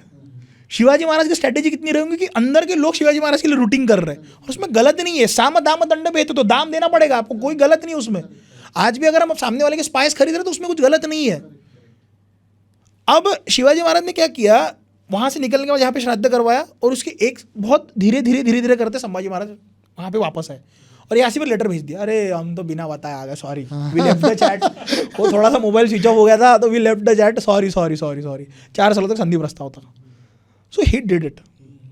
सो जो ये तो मेंटल अवेयरनेस की और स्ट्रैटेजी की बात कर रहे हैं हम, लेकिन जो वाघनख वाला जो इंस्टेंस है उसमें कितना पावर था उनके बॉडी में कि वो इतना सिर्फ नक्कों से हमला कर सकते हैं। देखो मैं एक बताता, अब ये भी थोड़ा सा ये हो जाता है, कंट्रोवर्शियल हो जाता है, लेकिन ये बोला हूँ मैं नहीं है, गजानन भास्कर महेंद्र जी ने भी बोला है कि कंटेम्प्रेरी सोर्सेस में वाघनख नहीं आते। ये डायरेक्ट वर्ड है कि शिवाजी महाराजांनी छोट्या तलवारींनी त्याला खंजर ये किया, मतलब कट्यार होती है, कट्यार होती है ना, छोटी कट्यार, कृपान बोलते हैं, छोटी कृपान थी। दूसरी चीज, क्यों आपको डिफेंड करना है कि अफजल खान ने पहला वार किया करके, क्यों डिफेंड करना है? शिवाजी महाराज इतनी स्ट्रैटेजी बना के जा रहे हैं वहां पे, वो शिवाजी महाराज उसके साथ गेम खेलने नहीं जा रहे। एंड अफजल खान का तो पूरा किस्सा है ना। शिवाजी महाराज की आप स्ट्रैटेजी देखो, ये कल के ही लेक्चर में मैंने बोला और बहुत खनक के बोला, मेरा राजा वहां पे कंचे खेलने नहीं गया था, वो मारने गया था, वो मार के ही आएगा, क्योंकि जीजाबाई ने बोला ही था मारना है, मार के आएंगे। बिल्कुल, हम वहां पे कोई मस्ती करने नहीं जा रहे। दूसरी चीज, ये आपको अपने आप को प्रोटेक्शन देना है कि बाबा नहीं पहला वार तो अफजल खान ने किया था, नहीं, मेरे राजा ने मारा, ठोका, राक्षस था, फाड़ दिया उसको, और गर्व से बताता हूं मैं, मारा मेरे राजा ने, क्या कर लोगे? उसका हिस्ट्री है ना, कस्तूरी नंदन बुलाया, मारा। शिवाजी राज ने गोपीनाथ बोकिल को भेजा था, शिवाजी महाराज के वो एडवोकेट थे, और वहां से कृष्णा भास्कर कुलकर्णी आया था। जिस समय कृष्णा भास्कर कुलकर्णी आया मिलने के लिए, उन्होंने प्रस्ताव रखा कि आप मिलने आएगा। डर गया बाबू, बोले मैं डर गया, बोले मैं नहीं आ सकता, मेरी तबीयत खराब है थोड़ी सी, अभी बोले मेरे पत्नी का निधन हुआ है, 5 सितंबर को निधन हुआ था सही भाई का, बोले अभी थोड़ी डेथ हुई है तो आई एम नॉट वेल, मैं मिलने आऊँगा। बोले मैं गोपीनाथ बोकिल को भेजता हूँ। बोले कृष्णा भास्कर कुलकर्णी जिस समय पे आया, वो चुपचाप रात को मस्त अपना कोल्हापुरी तांबड़ा रसा पांडा रसा खा के सो गया, उसने कुछ नहीं किया। लेकिन जिस समय पे गोपीनाथ बोकिल अफजल खान को मिलने गए, गोपीनाथ बोकिल ने रात भर में वहाँ पे लोगों को पैसे खिलाए, बोले बताओ अफजल खान क्या करना चाहता है। कस्तूरी नंदन को मारा, शहाजी राजे को मारा, शहाजी राजे को पकड़ा, कैद करके दरबार में लेके गए, संभाजी राजे को कैद से मतलब उनको भी मारा ही था, मतलब ट्रिचरी हुई, ट्रिचरी, तोप के सामने वो चले गए, उनको मदद नहीं करी। हाँ। बोले उनकी प्लान क्या है? बोले वो शिवाजी महाराज को मारने ही आया है। गोपीनाथ बोकिल को ये पता था। अब पता था तो इसीलिए शिवाजी महाराज इतने सब करके गए। अब कई एक बहुत लेटर सोर्स में ये आता है कि बागनख का इस्तेमाल हुआ, तो बागनख एक्चुअली फाड़ने या मारने के लिए इस्तेमाल नहीं होता, वो पकड़ ढीली करने के लिए इस्तेमाल होता है। बराबर है, बहुत छोटे होते हैं, बहुत छोटे होते हैं। दूसरी चीज, शिवाजी महाराज को जिस समय पे आलिंगन दिया जा रहा है, तो शिवाजी महाराज भी अपने हाथ ऐसे करेंगे, तो आपके हाथ दिख सकते हैं ना, है ना। और बागनख क्या होता है, सामने से अंगूठी होती है, पीछे से वो ये होता है ना, वो ये होता है। तो कई जगह पे है कि वो यूज किया था। अब ये जरूरी नहीं है कि बागनख यूज हुआ था या नहीं हुआ था, जरूरी है कि वो मारा, उसको मारना जरूरी था। तो जब हम मिले, हो सकता है कि जाते बराबर सबसे पहला वार शिवाजी महाराज ने खट्ट से मार दिया, क्योंकि वो बहुत ह्यूज आदमी था, और उसने पहला वार किया होता तो फिर हम नहीं देखते महाराज को। नहीं, वार की नहीं है बात। क्या है, हम जैसे कहते हैं कि उन्होंने दबाया और शिवाजी महाराज ने यहाँ से बागनख से उसकी पकड़ ढीली करी, ठीक है। शामियाना के अंदर क्या हुआ, वहाँ पे कोई राइटर बैठा नहीं था लिखने के लिए। क्या हो रहा है हमें नहीं पता, हमको नहीं पता क्या हो रहा है। इम्पॉर्टेंट ये है कि मेरे राजा ने उसको उड़ाया और वो मरने ही आया था। He deserve to be die, he deserve to die ना, वो मरने आया था, उसको मारना जरूरी था। शिवाजी महाराज ने उसको मारा। हमारे यहाँ पे शिरीष मोरे करके एक, अभी रिसेंटली उनकी डेथ हुई, शिरीष मोरे महाराज ने भी, हमको उनकी किताब में भी लिखा है, क्यों डिफेंड कर रहे हो तुम लोग कि पहला बार अफजल खान ने क्या करके, क्यों डिफेंड करना है, क्यों डिफेंड करना है। कई लेफ्टिस्ट राइटर लिखते हैं कि अरे बूढ़े अफजल खान को मार दिया, बूढ़े अफजल खान को मार दिया, अरे वो बूढ़ा हुआ उसकी गलती है, 10 साल पहले भी मिला रहता तो ठोका ही रहता उसको। वो वहाँ पे कोई कंचा खेलने नहीं आया था भाई, सीधी बात है, वो मरने आया था, मारने आया था। उसकी पूरी स्ट्रेटेजी थी उसकी। अच्छा, लेटर्स मिलते हैं, लेटर्स में बड़ी बेगम का लेटर है, लेटर्स में आदिल शाह का लेटर है, जिसमें वो ये कह रहे हैं कि भाई शिवाजी ने हमारे इस्लाम को इतना खतरे में ला के रखा है कि हमारे मस्जिदों को ये कारखाने की तरह यूज़ कर रहा है, गोडाउन की तरह यूज़ कर रहा है।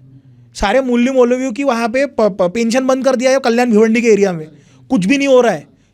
मिलेगा मार दो इसको, कोई संधि वंधि नहीं करना है। कस्तूरी नंदन को भी वैसे मारा। खान मोहम्मद खान सीनियर थे अफजल खान के।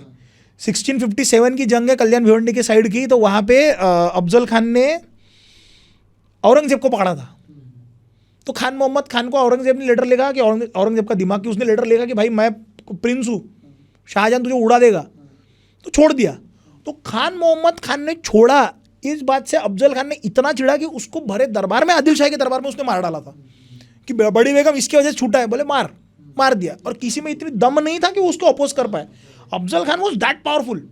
एक ध्रुव राठी ने एक वीडियो में कहा हुआ है कि अफजल खान और आजकल जो मोदी हैं वो सिमिलर ही हैं, क्योंकि अफजल खान ने अपना जो नियुक्त वो रखा था सलाहकार, वो कृष्णा भास्कर कुलकर्णी एडवोकेट जो थे, उन्होंने हिंदू रखा था। वैसे ही बहुत हिंदू उनके इसमें थे। वैसे ही शिवाजी महाराज के जो बॉडीगार्ड थे, जब उनसे मिलने गए थे तब वो एक मुस्लिम थे।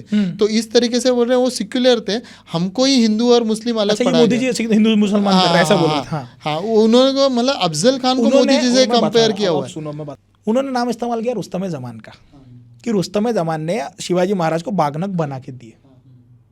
वहाँ पे नाम आता है कृष्णाजी नाइक का।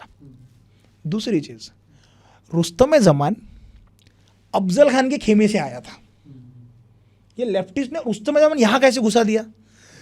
जिस समय अफजल खान मारा गया, फाजल खान और रुस्तम जमान ये दो लोग थे जो भागे थे महाबलेश्वर की टेकड़ी से।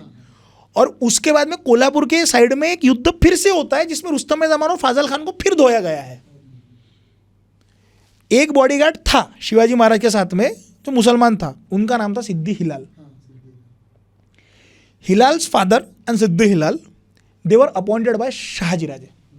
अब उस समय पे ऐसा था कि हम लोग चीजें नई बना रहे, मनसबदारी में थे हम। इंडिपेंडेंस मिलने के बाद भी हमारे यहाँ पे कई ब्रिटिशर्स ने काम करा है, हमें रखना जरूरी था क्योंकि हम नई चीजें सीख रहे थे। लेकिन कितने सालों तक सीखे हमने, और उसके बाद में कितने मिल रहे हैं आपको? मैं चैलेंज दे रहा ना, 12-13 के ऊपर आपको नाम नहीं मिलेंगे।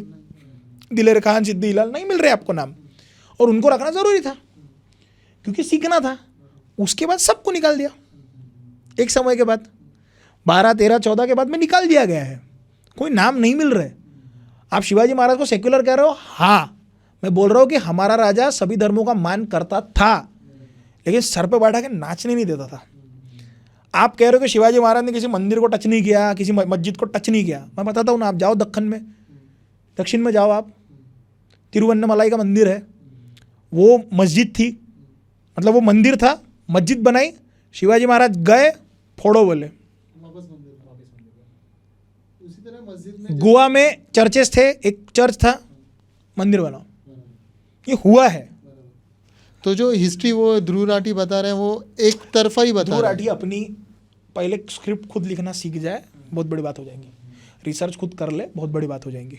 सो जो अफजल खान का ये भी कहानी सुनने में आती है कि उसका फिर सर काट के वो फिर लेके गए थे जीजाबाई के लिए। हाँ, जीजाबाई के लिए ना वो प्रतापगढ़ पे देना ही था। वो बोला ही था कि प्रतापगढ़ को वो मैं सर दूंगा, तो वो सर तोड़ा, भाले पे लगा के प्रतापगढ़ में घुमाया था वो सर।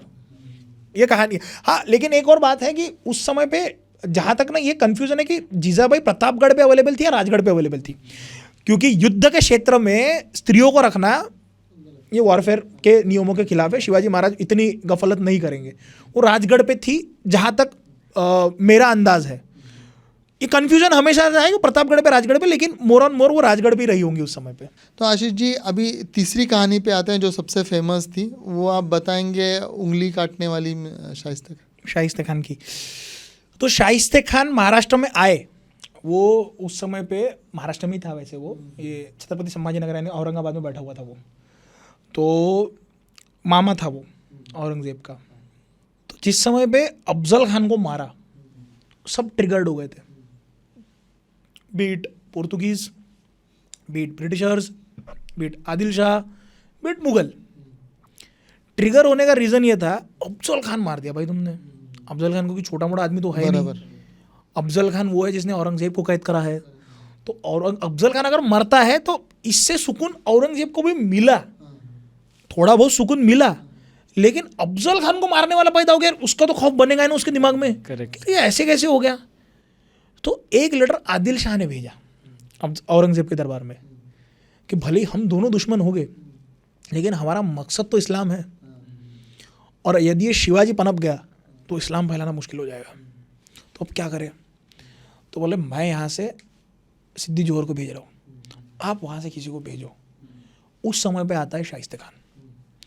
शाइस्ते खान उस समय का औरंगाबाद के बाहर में 56 किलोमीटर दूर पे एक चाकंड का किला है। चाकंड के किले में 400 मराठी रहे होंगे उस समय, 400 मावड़े रहे होंगे। बोले चाकंड का किला सबसे पहले जीतते, बोले हम लोग, छोटा सा किला है, उसके पास में तकरीबन 50 से 60 हज़ार की फोर्स थी। छोटा सा किला है, जीतेंगे, शाम तक जीत जाएंगे। 56 दिनों तक युद्ध चला वो 56 दिनों तक अंदर नहीं घुस पाया। 56 दिनों तक 54वें दिन उसने क्या किया कि पश्चिम एरिया जो था, मतलब western side of the fort, वहाँ से सुरंग बनाई गई और बारूद डाल के फोड़ा गया उसको। वो चाकंड का किला गया। फिर मतलब उसके बाद भी नेक्स्ट डे सब नीचे आए। नीचे आने के बाद में पूरा फुल डे युद्ध हुआ and then they got defeated. Chakan का किला वो सब हुआ। उसके बाद में वो आया बंदा, ये सब चल रहा है 60 में, 1660 में ही ये जून जुलाई के महीने में ये पूरा सिद्दी जोहर का खेल होता है, फरवरी से लेकर जून जुलाई के महीने तक। और उसके बाद में अगस्त के महीने में ये चाकंड का किला का किस्सा होता है। अब वो चाकंड में आने के बाद में बरसात शुरू हो गई अगस्त के समय में, वो रुक गया वहाँ पे। बोले भाई बारिश आ रही है, खाएंगे पिएंगे रहेंगे, बोले यहीं पे, टेंशन नहीं लेने का। उसके बाद में वो नीचे गया। नीचे जाने के बाद में वो गया पुणे के परगना में। अब ये बात आती है 1661 1662 के उस समय की। अब शिवाजी महाराज उस समय पे नीचे के सेक्शन में थे, राजगढ़ वगैरह के सेक्शन में थे। ये बंदे ने क्या किया, वहाँ से लाल महल से अटैक करवाया कि कोकण निकलने के लिए जाओ आप। तो उम्बरखिंड करके एक जगह आती है कोकण में, से पतली पतली छोटी छोटी जंगलों के बीच में से छोटे छोटे रास्ते, उसमें मतलब पहाड़ है और रास्ते छोटे छोटे। ये घुसा वहाँ पे। अब शिवाजी महाराज को वहाँ पे लोहागढ़ आता है, उम्बरखिंड के बाजू में एक लोहागढ़ करके आता है। शिवाजी महाराज को पता था ये कोकण में जाएगा, क्योंकि बरसात तो खत्म हो चुकी है, जनवरी का महीना है 61 62 के मैं थोड़ा कंफ्यूज हो रहा हूँ, वो उसी समय का टाइम है। अब मुझे ठंडी का दिन थे, बोले अब कोकण कैप्चर करने के लिए भेजा। तो शिवाजी महाराज ने क्या किया, उम्बरखिंड में जिस समय पे ये घुसा, लोहागढ़ के सामने से जा रहा था, तो मराठे वहाँ से अटैक कर सकते थे। बोले अटैक मत करना इसके ऊपर। जंगल में गया, उम्बरखिंड के जंगल में गया। शिवाजी महाराज ने वहाँ पे पहले ट्रैप रखा था, चारों तरफ से उसको घेरा। वहाँ युद्ध हुआ छोटा सा, फिर उसको जाने के बाद उसके पास में कोई ऑप्शन नहीं था। वो एक बहुत खूबसूरत फोटो है शिवाजी महाराज का, देखना उम्बरखिंड वाला, क्योंकि उसमें शिवाजी महाराज ने पूरा वेश पहना हुआ है, मतलब वो कैवलरी टोपी पहनी हुई है, वो पूरा चिलखत पहना हुआ, बहुत सुंदर दिख रहा है शिवाजी महाराज। और वो बैठा हुआ है नीचे कि बाबा छोड़ दो हमको। चारों तरफ से उसको घेरा। उसका वकील फिर शिवाजी महाराज के पास गया कि भाई छोड़ दो। उम्बरखिंड में उसको वहाँ पे पकड़ा गया। अब इसके बाद में ये हुआ, शाइस्ते खान के एक बंदा था वो, उसको ये हुआ। उसके बाद में शिवाजी महाराज ने शाइस्ते खान को बहुत लेटर भी लिखे हैं कि भाई प्लीज़ मामा हो आप, गलती हो गई हमसे। लेकिन वो होशियार था उतना, बोले उसको प्रति औरंगजेब बोलते थे, औरंगजेब का जैसा ही था वो, उतना ही धूर्त था। उसने माना नहीं, क्योंकि उनको पता था शिवाजी महाराज ये करेंगे। अब उसने गलती ये कर दी कि वो लाल महल में छुपा था, जो शिवाजी महाराज का बचपन से, जहाँ पे शिवाजी महाराज पले बड़े हैं। फोर्ट की कई सारी चीज़ें शिवाजी महाराज ने अपने सामने बनते हुए देखी है। तो शिवाजी महाराज ने क्या किया, शिवाजी महाराज ने कहा कि हम 400 लोगों को ले जाएंगे, राजगढ़ से पहले विशालगढ़ पे गए, विशालगढ़ से हम अंदर घुसेंगे। अब अंदर घुसते हुए भी कैसे घुसेंगे? अब बहुत लोग कहते हैं कि शादी थी, शादी में घुसे। बोले नहीं, बॉर्डर एरिया में, पुणे के बॉर्डर एरिया में, पश्चिम तट, उत्तर दक्षिण में बॉर्डर एरिया में मुगलों की पूरी सेना जमी हुई थी। 1 लाख मुगल उस समय वहाँ पे इस्टेब्लिश थे। अब वहाँ पे उनकी सेना में मराठी आदमी भी थे, राजपूत भी थे, जसवंत सिंह वहीं पे था उस समय पर, वो भी थे, सभी थे। तो इन्होंने क्या किया, अंदर जाते वक्त एक एक जो दरवाजे थे, एक एक दरवाजे पे ये घुसते वक्त इन्होंने ये कहा कि 50 लोग आ रहे। कहाँ से आ रहे हो तुम? अरे वो बॉर्डर का पहरा दे के आ रहे हम लोग। भेस बदल के, अरे बॉर्डर का पहरा दे के आ रहे। हाँ अच्छा, जाओ जाओ अंदर जाओ। वहाँ से तुम कहाँ से आ रहे हो? अरे बॉर्डर का पहरा दे के आ रहे। 50 इधर से, 50 इधर से, 50 इधर से, 50 इधर से। हो सकता है कोई शादी में भी घुसा होगा। वो कैसे तैसे करके अंदर घुसे। अंदर जाने के बाद में, और वो चल रहा था उस समय पे रमज़ान का महीना, 6 अप्रैल की बात है ये, 1663।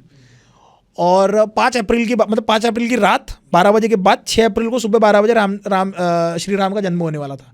हमारे नवरात्र चल रहे थे, उनका रमज़ान चल रहा था। तो रमज़ान में होता ऐसा है कि आप शाम को खाना खाते हो और हेवी मील खा के सोते हो, है ना। सुबह 3:30 बजे उनकी पहली निहारी जो होती है, सुबह का जो खाना होता है, रात भर उसको प्रिपेयर करना पड़ेगा क्योंकि बड़ी ये है। तो शिवाजी महाराज को ये पता था कि यहाँ से जो पहला फ्लोर है लाल महल का, वहाँ पे ये अपने किचन के बाजू से एक रास्ता जाता है, वहाँ पे कच्ची ईंटों से वो चीज़ें भर के रखी थी वहाँ पे जाने के लिए। अब किचन में देखा तो कुछ लोग सोए थे, कुछ लोग बर्तन मांज रहे थे, कुछ लोग खाने की प्रिपरेशन कर रहे थे। बोले मैं दीवार तोड़ेंगे तो आवाज़ हो जाएंगी। बोले सबको काट डालो। जितने थे सबको मार डाला वहाँ पे, सब कटे। और फिर जाके उन्होंने दीवार तोड़ी। दीवार के उस सेक्शन में जनान खाना था, शाइस्ते खान का जनान खाना था। अब वो जब दीवार टूटी तो किचन के बाजू वाले रूम में एक व्यक्ति सोया था, उसको हलचल हुई, वो पीछे से गया, उसने शाइस्ते खान को उठा दिया। और जो कि ये लोग रूप बदल के भी थे, कई लोग थे, मतलब वो मराठी फोर्स वाले भी थे इनके हंसने। तो शिवाजी महाराज के लोगों ने चिल्लाना शुरू कर दिया कि अरे अरे शिवाजी आ गया, शिवाजी आ गया, शिवाजी आ गया, देखो देखो मराठे घुस गए, मराठे घुस गए, मराठे घुस गए। यही लोग चिल्लाना शुरू किए। वो भी कंफ्यूज, ये भी कंफ्यूज। आए तो आए कहाँ से? सबको बोल रहे अरे शिवाजी आला, शिवाजी आला। अब कुछ मराठी होने की वजह से शिवाजी आले, शिवाजी आले, शिवाजी राजा आ गए, आ गए, आ गए, आ गए। मराठी, हिंदी सब लोग थे। इन्होंने बात फैला दी कि शिवाजी महाराज आए, जबकि शिवाजी महाराज खुद चिल्लाते भाग रहे थे कि शिवाजी आया, शिवाजी आया, शिवाजी आया।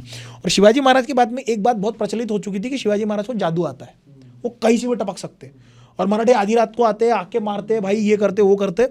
तो शाइस्ते खान की जो फीमेल, जो जनान खाने में लोग थी, उसकी जो वाइफ्स थी, वो ज़्यादा होशियार थी। उसने क्या किया, शाइस्ते खान को पकड़ा और जनान खाने में पकड़ लिया, क्योंकि उनको एक बात पता थी कि शिवाजी महाराज औरतों पे अटैक नहीं करेंगे, अंदर नहीं आएंगे। तो शिवाजी महाराज पर्दे के पीछे बहुत शांति से सब चुप के बैठ गए। शाइस्ते खान का बेटा मरा है उसमें, शाइस्ते खान का बेटा मर गया। हमारे भी 6 लोग गए, 50 लोग घायल हुए थे। चुपचाप बैठे थे। शाइस्ते खान को लगा सब खत्म हुआ। वो शाइस्ते खान बाहर निकलने के लिए आया। वो जैसे ही बाहर आया, शिवाजी महाराज ने वार किया, वो कूदा वहां से। शिवाजी महाराज को लगा गर्दन में, लेकिन उसकी 3 उंगलियां कटी थी, 3 उंगलियां कटी। और शिवाजी महाराज को पता चला कि ये काफ़ी है संदेश भेजने के लिए, वहाँ तक आओगे मारेंगे हम तुमको। और उतने में क्या हुआ, फिर हलचल शुरू हो गई कि शिवाजी आया, शिवाजी आया, शिवाजी आया। वो फिर से चिल्लाना शुरू हो गए सबके सब कि आ गए, आ गए, आ गए, आ गए। महल का मेन दरवाज़ा खुला। ये सब गुप्त दरवाजे से गए थे, क्योंकि लाल महल तो भाई मेरा बचपन गया, तो मुझे पता है ना कि कहाँ पे क्या चीज़ें हैं, कहाँ से क्या है। दरवाज़ा खुला, ये लोग नीचे भी गए कि देखो देखो यहाँ से आए, वहाँ से आए, वहाँ से आए, भाई जो मिल रहा है उसको काटे भी जा रहे, भागे भी जा रहे। सब बाहर निकले। अब बाहर निकलने के बाद में घाट आता है, कातरज का घाट, या फिर ये जो सबसे घाट रास्ता आता है, ये लोग सीधा घाट में घुसे। घाट में ऑलरेडी इन्होंने तुतारी वाले और बैलों को रेडी रखा था कि बाबा हम ये करेंगे, हम लेफ्ट से जाएंगे, राइट में क्या करना, बैलों के सिंग के ऊपर आप टॉर्चेस लगाना, मशाले लगा के रखना, ताकि ऊपर से कोई देखे तो उनको लगे कि भाई ये लोग यहाँ से भाग रहे हैं, ये भागे इधर से, वहाँ से बैल यहाँ निकले। आधी आर्मी वहाँ डाइवर्ट हो गई और आर्मी वहाँ चली गई और शिवाजी महाराज दूसरे साइड से निकल गए। सो यही एग्जाम्पल मिलिट्री वाले भी देते हैं कि जिस समय में हमारे यहाँ पे जब कारगिल में कई हमें जब युद्ध जीतने थे, तो याक्स के ऊपर हमने टॉर्च बांध के भेजे थे, और ये हमने शिवाजी महाराज सीखा था करके। हम दूसरे साइड से घुसे और एक साइड में टॉर्च बांध के हमने भेज दिया था। सो पॉइंट यहाँ पे ये था कि आप देखो, शिवाजी महाराज चाहते तो नीचे उतर के शाइस्ते खान को पकड़ के काट के मार सकते थे, लेकिन उनका ये जब नहीं नहीं ठीक है, इसकी उंगली काटो, बहुत काफ़ी है। अफजल खान को मारना है, मार के मिलेंगे, हमें संदेश भेजना है कि हमने मारा नहीं है शाइस्ते खान को, उंगली मारी है, आएंगे तो फिर मारे जाएंगे। तो अब औरंगजेब ने क्या किया कि उस समय पे सबसे बुरा माना जाता था बंगाल में किसी का ट्रांसफ़र करना, उसको बंगाल में ट्रांसफ़र करवा दिया, और वहाँ पे भी उसका पाला पड़ा अहोम्स के साथ। अहोम साम्राज्य जो है, अहोम्स में भी वहाँ पे उनकी नेवल वॉरफेयर हुई है, वो ब्रह्मपुत्र के रिवर में, बैटल ऑफ सराई घाट। तो उनकी बुरंजी मिलती है, जैसे हमारे यहाँ पे बखर मिलती है, छोटे छोटे बखर जो शिवाजी महाराज के समय लिखे जाते हैं ना, बड़े बड़े बखरे कि कंटेम्प्रेरी सोर्सेस, तो वहाँ पे उनकी बुरंजी होती है। उस बुरंजी में भी ये सोर्स मिलता है कि शिवाजी महाराज ने जिस समय पर नेवल सिस्टम खड़ी करी, हमें पता था हम सराय घाट हम नहीं जीत पाएंगे मुगलों के खिलाफ, लेकिन शिवाजी महाराज से ही हमने इंस्पिरेशन लेके, लचित बड़फुकन अहोम्स का छत्रपति कहा जाता है उन्हें, हमने शिवाजी महाराज से इंस्पिरेशन लेके हमारी नेवल सिस्टम खड़ी करी है। तो आपने जब हम मुझसे ये सवाल पूछा था कि शिवाजी महाराज क्या पूरे भारत में हिंदुत्व को रिवाइव करते हैं, हाँ।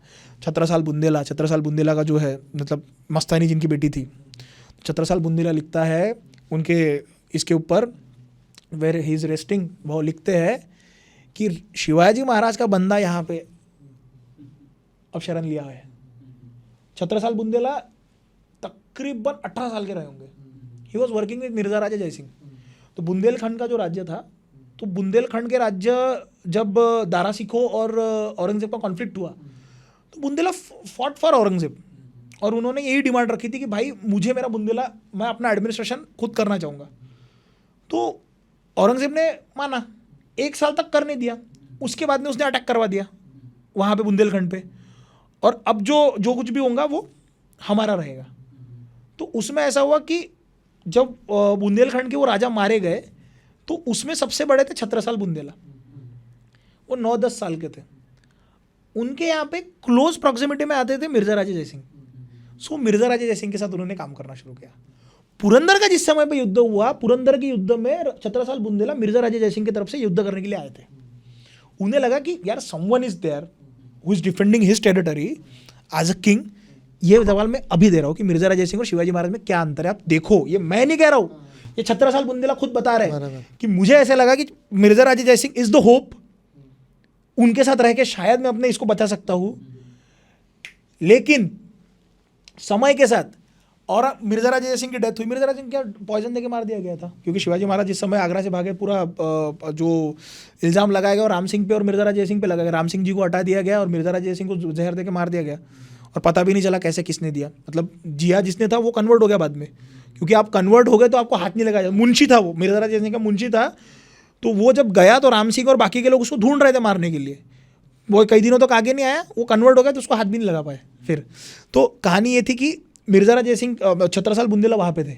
अब छत्रसाल बुंदेला ने क्या किया, छत्रसाल बुंदेला उस समय पे विदर्भ के सेक्शन में उनको भेजा था, गोंड वाला सेक्शन। गोंड वाले सेक्शन में वो मुगलों के आर्मी की तरफ से आए थे। जिस समय वो मुगलों की आर्मी के साथ में आए थे, तो उसके आर्मी के चीफ को उसने भेजा, बोले मैं शिकार करने के लिए जा रहा हूँ। 14, 15, 16 साल की उम्र रही होंगी, बहुत छोटे थे, 17 साल के। मैं शिकार करने के लिए जा रहा हूँ, शिकार करने के लिए जा रहा हूँ, ये कह के वहाँ से जो भागे और सीधा स्वराज्य में राजगढ़ की तरफ भागे। वो वहाँ से वो आए, मतलब बीच में शिकार विकार करके जो मिल रहा है, जो हाथ में लग रहा है वो खाते पीते 1 महीना पूरा ट्रैवलिंग करके आए, और शिवाजी महाराज के पास में आके कहा कि आप प्लीज़ बुंदेलखंड में आओ, मुझे मेरा राज्य स्वतंत्र करके दो। शिवाजी महाराज ने कहा नहीं, मैं ये नहीं चाहता कि, ये नींव रखी मेरे राजा ने कि मैं ये नहीं चाहता कि मैं राजा बनूं, मैं चाहता हूं कि हर व्यक्ति का खुद का स्वराज्य हो। तुम जाओ, मैं तुम्हें मदद करूंगा, तुम्हें क्या चाहिए मैं तुम्हें देना चाहता हूं। और वो गए, उन्होंने अपना बुंदेलखंड वहाँ से स्वतंत्र करवाया। इसलिए जब हम कहते हैं कि शिवाजी महाराज थे इसलिए हिंदू तो जिंदा है, हाँ है। यहाँ तक कि श्रीशैलम या मल्लिकार्जुन श्रीशैलम का जो मंदिर है, शिवाजी महाराज जब दक्षिण दिग्विजय पे गए थे, उन्होंने देखा कि यार ये बहुत खराब अवस्था थी वहाँ की, कुछ भी नहीं था। बोले क्या करना है, कोई बात नहीं, पैसे दे दो। हमारे राज्य में नहीं आता तो क्या हुआ, राजा भगवान तो हमारे है ना, हमारे शिव है ना, पैसे दो। तो आज जब वहाँ पे आप जाओगे ना, तो उन लोगों को बात जब ये आज रियलाइज हुई कि अब शिवाजी महाराज ने इसका पुनरुत्थान किया, तो उस मंदिर के बाजू में शिवाजी महाराज का मंदिर है। कि अब एक राजा वहाँ से आता है, दे के जाता है और करके जाता है, आप जब उसको लूट बोल रहे हो, मैं उसको ये समझ में आ रहा हूँ कि भाई तुम पैसा किसको दे रहे हो, गुलामों को दे रहे हो ना, अपने राजा को दे रहे हो तो क्या गलत है?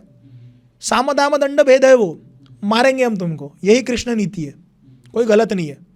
आशीष जी, अभी ना एक नई मूवी रिलीज हुई है छावा।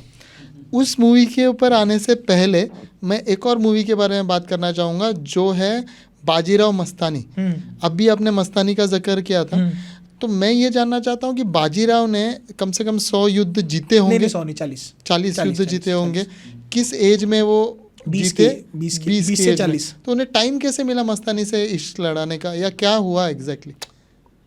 छत्रसाल बुंदेला ने लेटर लिखा, मुझे मदद करने के लिए आइए। अब छत्रसाल बुंदेला को जब मदद करी गई, अब छत्रसाल बुंदेला की वो मतलब रखी हुई रखेल जो होती है, मतलब जो जिसको मतलब हाँ जो रखी जाती है, मिस्ट्रेस बोलते मिस्ट्रेस जिसे हम कहते हैं। So Mastani was the daughter of that mistress. Mastani उनकी लेकिन वो हाँ, मुस्लिम थी जिन्हें रखा था, वो सूफीज्म प्रैक्टिस करती थी। बट हिंदू की वो daughter of Chhatrasal but practice करती थी वो सूफीज्म। तो होता ऐसा था कि उस समय पे कटार दी जाती थी, कटियार, कि आपने मदद करने आए, घोड़े गति से आए आप मदद करने के लिए, तो कटार दी जाती थी। उसी कटार के साथ में लड़की भी दी जाती थी, ये बाजीराव को नहीं पता था। सो शी केम, शी वहाँ पे रही। अब ये जो तुम बाजीराव मस्तानी में आपको दिखाया गया है ना, कि वो इतना ओवर एग्जैजरेटेड दिखाया गया है, इतना ओवर एग्जैजरेटेड दिखाया गया है कि ये हुआ था कि बाजीराव और मस्तानी की शादी होते वक्त विरोध हुआ है। विरोध होने के बाद उनकी इच्छा भी थी कि मैं अपने बेटे का नाम कृष्णा भास्कर रखूं। विरोध हुआ था, इसीलिए फिर नाम चेंज करवाया पड़ा। और बाजीराव का जो बेटा था, जो वहाँ से हुआ था, शमशेर बहादुर नाम रखा था, वो पानीपत के युद्ध में शहीद हुआ था। अगर वो पानीपत के युद्ध में शहीद होता है, इसका मतलब मराठाओं की तरफ से तलवार उसको भी मिली होगी ना। आपने दिखा दिया कि नजर कैद में रखा है, बंदी करके रखा है, नहीं ऐसा नहीं हुआ था, इतना ओवर एग्जैजरेट नहीं हुआ था। वो आपने मसाला लगा दिया उसमें पूरा का पूरा। बाद में मतलब लड़के को हाँ। एक्सेप्ट भी किया हम लोगों ने। सेकंड थिंग इज, आप जब कह रहे हो कि बाजीराव के पास में इश्क लड़ाने को समय कब था, द पॉइंट इज कि शादी हुई होंगी, रहे होंगे, इश्क वाला फैक्टर आपने ओवर एग्जैजरेट करके दिखा दिया कि भाई आपने बाजीराव को इन दी एंड ऐसा दिखाया कि वो आशिकी आदमी है। हाँ, गाने गा रहा है। 40 में से एक युद्ध दिखा देते, एक स्ट्रेटेजी दिखा देते, कुछ तो दिखा देते। वो भाई वो बाजीराव है, वो बाजीराव है, उसके नाम से पूरे मुगल दरबार में पूरी दहशत थी। मुगल के तख्त पे बैठे हुए मुगल के उस समय के राजा ने बोला कि भाई, बोले यार बाजीराव कौन है? बाजीराव ये उस समय इंदौर में थे, ऐसा बोला, बोले उसने 500 लोग लेके उसने इन्वर्ट कर दिया था दिल्ली का दरबार। उसी मूवी के एस्पेक्ट से और उस एस्पेक्ट से उस मूवी को बनाया गया होगा। हाँ, उसी लेकिन- एस्पेक्ट से बनाया ना। लेकिन पॉइंट ऐसा है ब्रह्मण्य कि मैं इस बोल रहा हूँ कि युद्ध प्रणाली उन्होंने जो किया वो दिखाने से ज्यादा इश्क पे बहुत ज्यादा जोर फोकस कर दिया आपने। आपने हाँ। मूवी ऐसी दिखा दी कि हाँ। बाजीराव मस्तानी, और उसके वजह से आपने ये पूरा हाँ, इवन क्लेश इवन दिखा डेथ, दिया। इवन डेथ, हाँ, डेथ भी दिखा डेथ देखो, दिया। डेथ में क्या दिखाया कि वो विरह में गए, he was suffering from typhoid at that time. और बाजीराव का एक सेक्शन था, आप बाजीराव हुआ, मैं तो नहाने जाऊंगा। उनके खान साहब ने कहा मत जाइए, आपको बुखार है, बोले मैं बाजीराव हूँ, मैं तो जाऊंगा। और वो नहाने गए, उसके बाद में टाइफाइड और बढ़ा, and because of that he died. आप देखो ना, जो कारनामे आप 60, 70, 80 के साल में कर रहे हो, मुझे ऐसे कभी कभी लगता है कि एक होता है ना कि आपके सांसें लिखी हुई है, वैसे ही होता है कि आपके ज़िंदगी के युद्ध लिखे हुए हैं। आप इतने युद्ध करोगे, अब आप उसे 40 साल में करो या 20 साल में ख़त्म करो, या आप पे लिखा हुआ है कि हाँ छत्रपति शिवाजी महाराज ना, इतना टाइम है आपके पास, आप इतने बड़े बड़े कार्य करोगे। अब हो सकता है शिवाजी महाराज कहेंगे मैं 70 साल तक नहीं, जल्दी से जल्दी ख़त्म करूँगा। काम हुए बाजीराव, शाहजी, संभाजी महाराज, मैं धर्म के लिए मरना चाहता हूँ, 40 में मरना चाहता हूँ, 50, जितने जल्दी। भगत सिंह, विवेकानंद, आप सब देखो इनकी उम्रें बहुत कम है, बराबर है। काम बहुत बड़ा है। जितने बड़े लोग हुए हैं, भगत सिंह, छत्रपति शिवाजी महाराज, उम्र बहुत कम है, काम बहुत बड़ा है, और अपना काम वो डिफाइन करके शायद आ रहे हैं कि इतना काम मैं कर के जाऊँगा यार, हो जाएगा, चले आना। वैसे ही छत्रपति शिवाजी जी की मृत्यु कैसे हुई थी? He was died because of total exertion and he was suffering from a disease.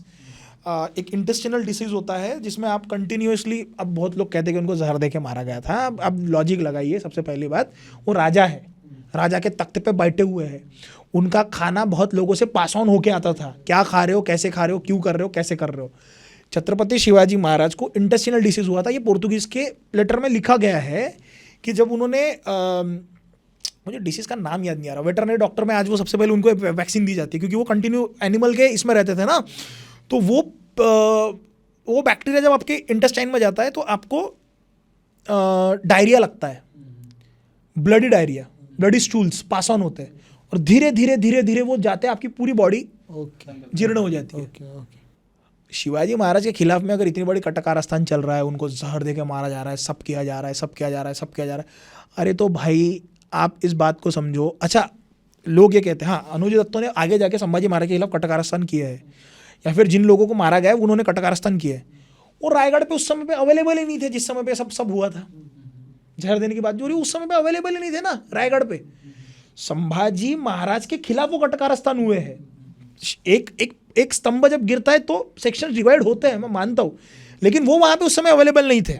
मैं यहाँ पे अनुज दत्त को बिल्कुल प्रोटेक्ट करने की कोशिश नहीं कर रहा हूँ, लेकिन आप ये कह रहे हो कि नहीं शिवाजी महाराज को जहर देके मारा था, नहीं, प्रूफ ही नहीं है उसका, बल्कि पोर्तुगालियों के लेटर्स है, पोर्तुगालियों के पत्र है कि हम एज अ डॉक्टर वो गए हैं, शिवाजी महाराज को वो बीमारी हुई है जिसमें ब्लड स्टूल्स एंड ऑल वो सब पास ऑन हो रहे हैं। कहते हैं कि छत्रपति शिवाजी महाराज बहुत लूट करते थे, तो सूरत को उन्होंने क्यों लूटा था? आप उसे लूट का नाम दे रहे हो, मैं अगर कहूँगा वो लूट है तो वो है। तुम हमारे पैसे लूट के अगर बैठ रहे हो तो हम अगर हमारे पैसे वापस ले रहे हैं तो उसको लूट नहीं समझूंगा, और अगर तुमको कहना है कि वो लूट थी तो थी। और सूरत को लूटना, अब एक बात बताओ, सूरत जो थी, सूरत मेन एपिसेंटर था पैसे कमाने का मुगलों के लिए। बॉम्बे पोर्ट इंपॉर्टेंट नहीं था, सूरत पोर्ट इंपॉर्टेंट था, सूरत से सबसे ज़्यादा पैसे जाते थे। और शिवाजी महाराज ने लूट करने से पहले लूट डायरेक्ट नहीं करी थी, शिवाजी महाराज ने सबसे पहले चिट्ठियाँ दी थी, 3 लोगों के नाम दिए थे, ये बंदे हैं, मुझे इनके पास से इतने पैसे चाहिए क्योंकि तुमने स्वराज्य में नासधूस करी है, इतने पैसे हमको चाहिए, हमको नहीं चाहिए ज़्यादा पैसे। इनायत खान बहादुर वहाँ का सूरत का ये था, नवाब था, तो वहाँ पे उसके अंडर में था। वो इतना ताकतवर, इतना बलवान था, युद्ध में इतना भयंकर था कि वो युद्ध में आया ही नहीं, वो सामने ही नहीं आया, इतना डर गया था वो। उसको जब पता चला कि मराठे आए, वो सामने ही नहीं आया। उसने क्या किया, एक बंदे को भेजा कि जाओ जाके शिवाजी महाराज से जाके बात करके आओ। शिवाजी महाराज ने सूरत के बाहर अपने तल ठोक के रखे थे, वो गया, ऐसा खड़ा हुआ। शिवाजी महाराज ने कहा बोले इतने पैसे हमको चाहिए, तुमने इतने नासधूस करिए हमारे, हमको इतना पैसे चाहिए। बोले नहीं देंगे तो, नहीं देंगे तो। ये बोलने के बाद उसने चाकू निकाला और शिवाजी महाराज पे चाकू मारने के लिए आगे घुसा, और वो जो उसने जब मारा, चाकू मारते वक्त वो शिवाजी महाराज, एक जन ने सीधा, बॉडीगार्ड अलर्ट हो गया, बॉडीगार्ड ने हाथ काटा उसका, और वो शिवाजी महाराज के ऊपर गिरा। अब शिवाजी महाराज कुर्सी पर बैठे थे, शिवाजी पीछे गिरे, उनके सर पे लगा और शिवाजी महाराज बेहोश हो गए। अब हुआ ऐसा कि उसका खून पूरे शिवाजी महाराज की बॉडी पे, शिवाजी महाराज वहाँ पे पूरे रक्त, मतलब इसमें पुल में, ब्लड पुल में, हाँ, पूरे के पूरे वो बड़े उसके ब्लड पुल में, हाँ, ठीक है। अब उनको लगा कि इन्होंने शिवाजी महाराज को मारा, उसको वहीं पे काट दिया गया। शिवाजी महाराज थोड़ा टाइम बाद उठे, बोले इनको इज्जत समझो, समझ में नहीं आ रहा क्या, आपने जो एग्रेशन वाला सवाल किया इज्जत समझ में आ रहा क्या, जला डालो बोले पूरा, जो मिल रहा जैसे मिल रहा खत्म करो बोले सबको। वहाँ पे अंग्रेजों को धोया, वहाँ पे पटक के मारे जा रहे, पटक के मारे जा रहे, जो मिल रहा मारो बोले, लूटो बोले, जो हाथ में लग रहा है वो लूटो बोले। वहाँ पे बहुत व्यापारी थे, and all of them were इधर मुस्लिम ट्रेडर्स, खोजा ट्रेडर्स, और खोजा जो आते हैं, हाँ, खोजा लोग, खोजा ट्रेडर्स एंड ब्रिटिशर्स, डच भी थे वहाँ पे, क्योंकि पोर्ट था ना, बहुत लोग आते थे। बोले मेरे को पूरा सूरत चाहिए। अब तुमने शिवाजी महाराज पे आक्रमण नहीं किया, तुमने महाराष्ट्र पे आक्रमण किया है। मेरा राजा मतलब महाराष्ट्र, महाराष्ट्र मतलब महाराष्ट्र धर्म यानी शिवाजी, शिवाजी यानी महाराष्ट्र धर्म, बस विषय खत्म। तुमने हिम्मत कैसे करी स्वराज्य पे आक्रमण करने की। अब लूटेंगे 2 दिनों तक, और सिर्फ एक बार नहीं लूटा है, दूसरे बार भी गए हम लोग लूटने के लिए, और तुमको लग रहा है वो लूट है।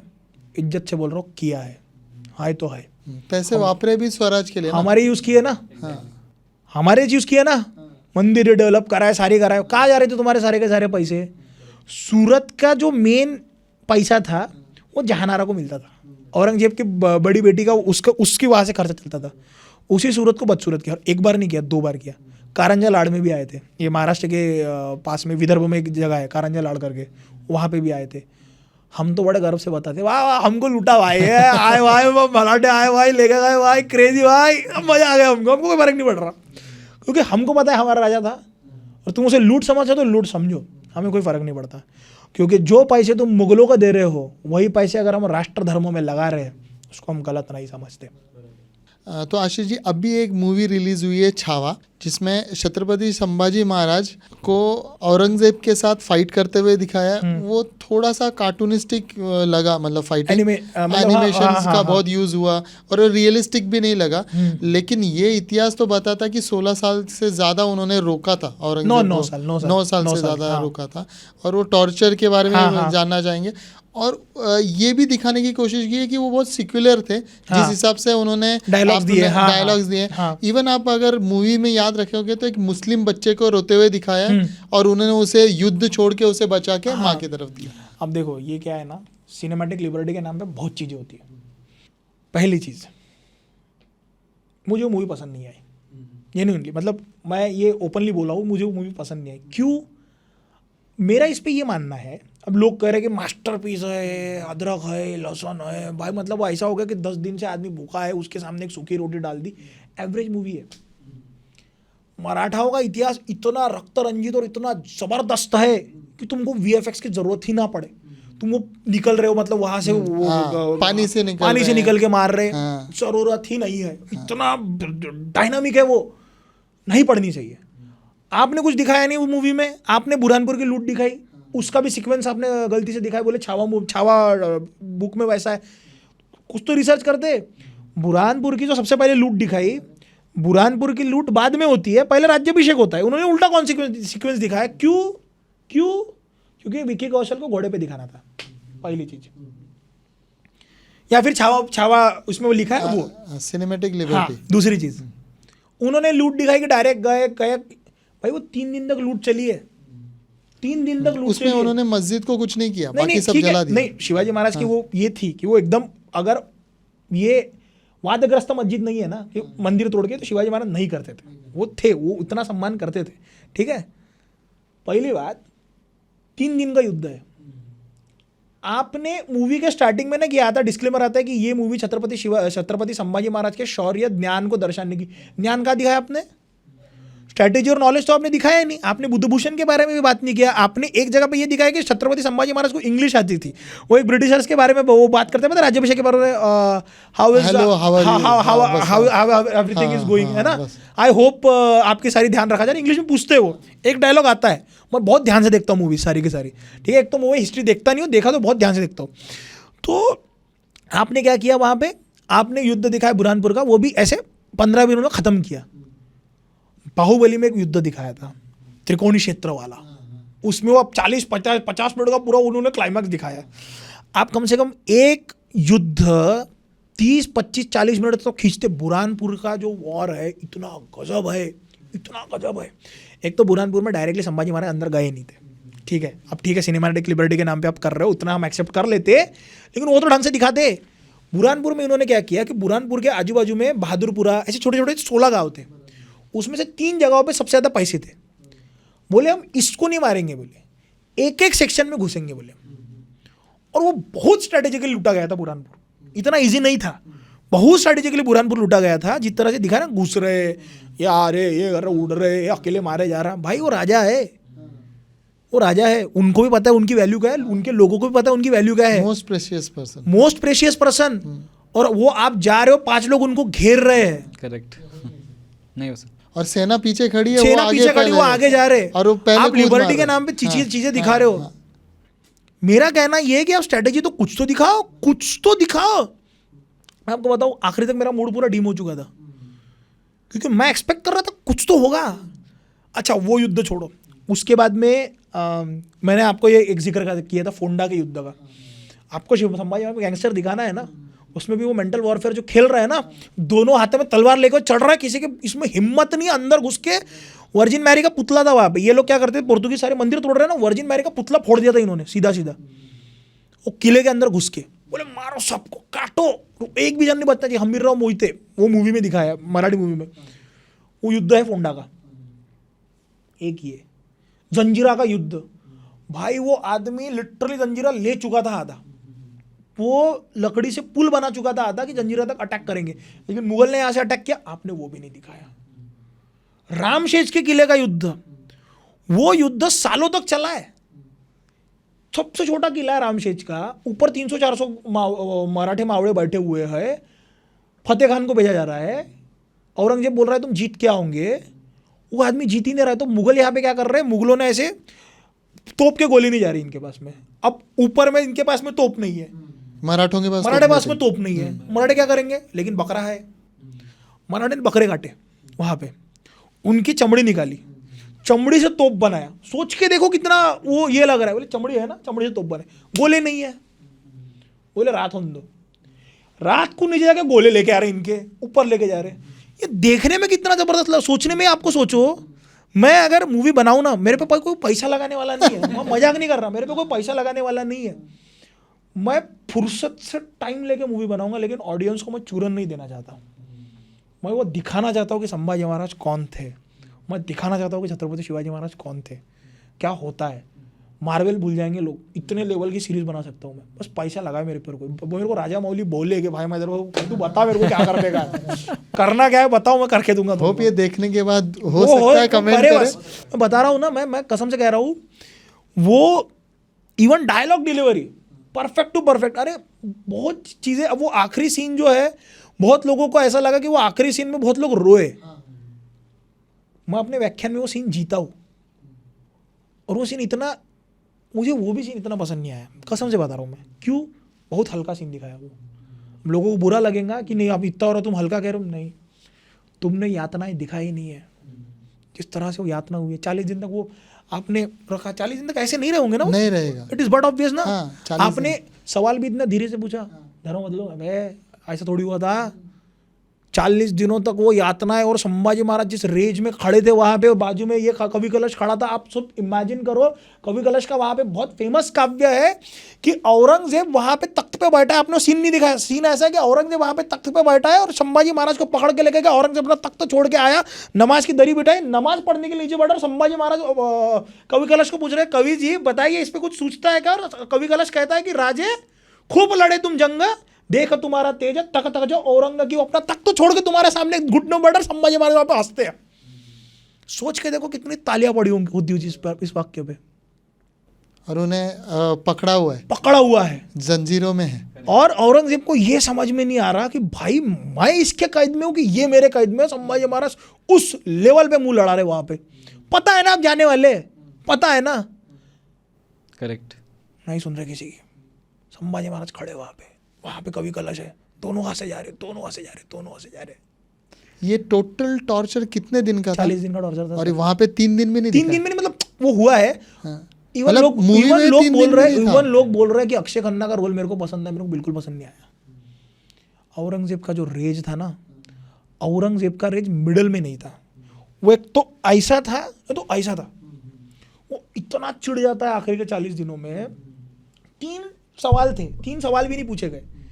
वो सबसे पहले पूछता है कि तुम्हें पकड़ के तो लाया है, किसी छत्रपति की जुबान और आंखें फोड़ने के बाद थोड़ी पूछने वाले हो यार, बराबर है कि तुम धर्माचार परिवर्तन करोगे क्या? आंखें फोड़ने के बाद पूछा, तुम कैसे पूछ रहे हो यार? फिर क्या नमाज पढ़ेगा? स्टार्टिंग में पूछे जाएंगे ना, हाँ। भाई तुम्हें छोड़ दूंगा, हमारे में से कौन कौन तुम्हारे साथ शामिल थे वो बता दे, खजाना बता दे कहाँ है, स्वराज्य की कहाँ रखी हुई है लूट, तुमने जो ये करा है, और तीसरा धर्म परिवर्तन करोगे।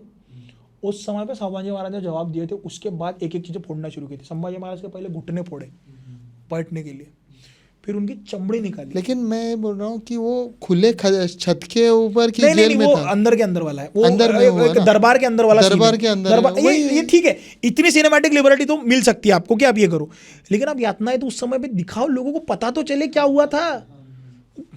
देखते वक्त दर्द होगा, बहुत तकलीफ होगी, ये देख के भी मुझे तकलीफ हुई, लेकिन मुझे ऐसा लगा यार जस्टिफाइड नहीं हुआ यार, ये अभी तक जस्टिफाइड नहीं हुआ ये। देखो लोगों, मैं कहता हूँ कि वो मूवी देख के आओ तुम, ठीक है, लेकिन किसने देखना है? जिसने कभी कुछ खाना ही नहीं खाया है जाके देख के आओ, लेकिन फिर हमको आगे बताओ मत ये ऐसा हुआ था करके। अच्छा, अभी इसके आगे का पूछते हैं। 40 दिन तक तो उन्हें खिलाया भी होगा, मारा भी होगा और बहुत he was standing like that only 40 days। Adrenal का पंप उस आदमी में इतना था, वो 40 दिनों तक वैसे ही था। अतड़िया खींच डाली थी और आखिरी में टुकड़े करे गए थे और टुकड़े फेंके गए थे, और ये ऑर्डर दिया गया था कि इनके टुकड़े को कोई हाथ नहीं लगाएगा।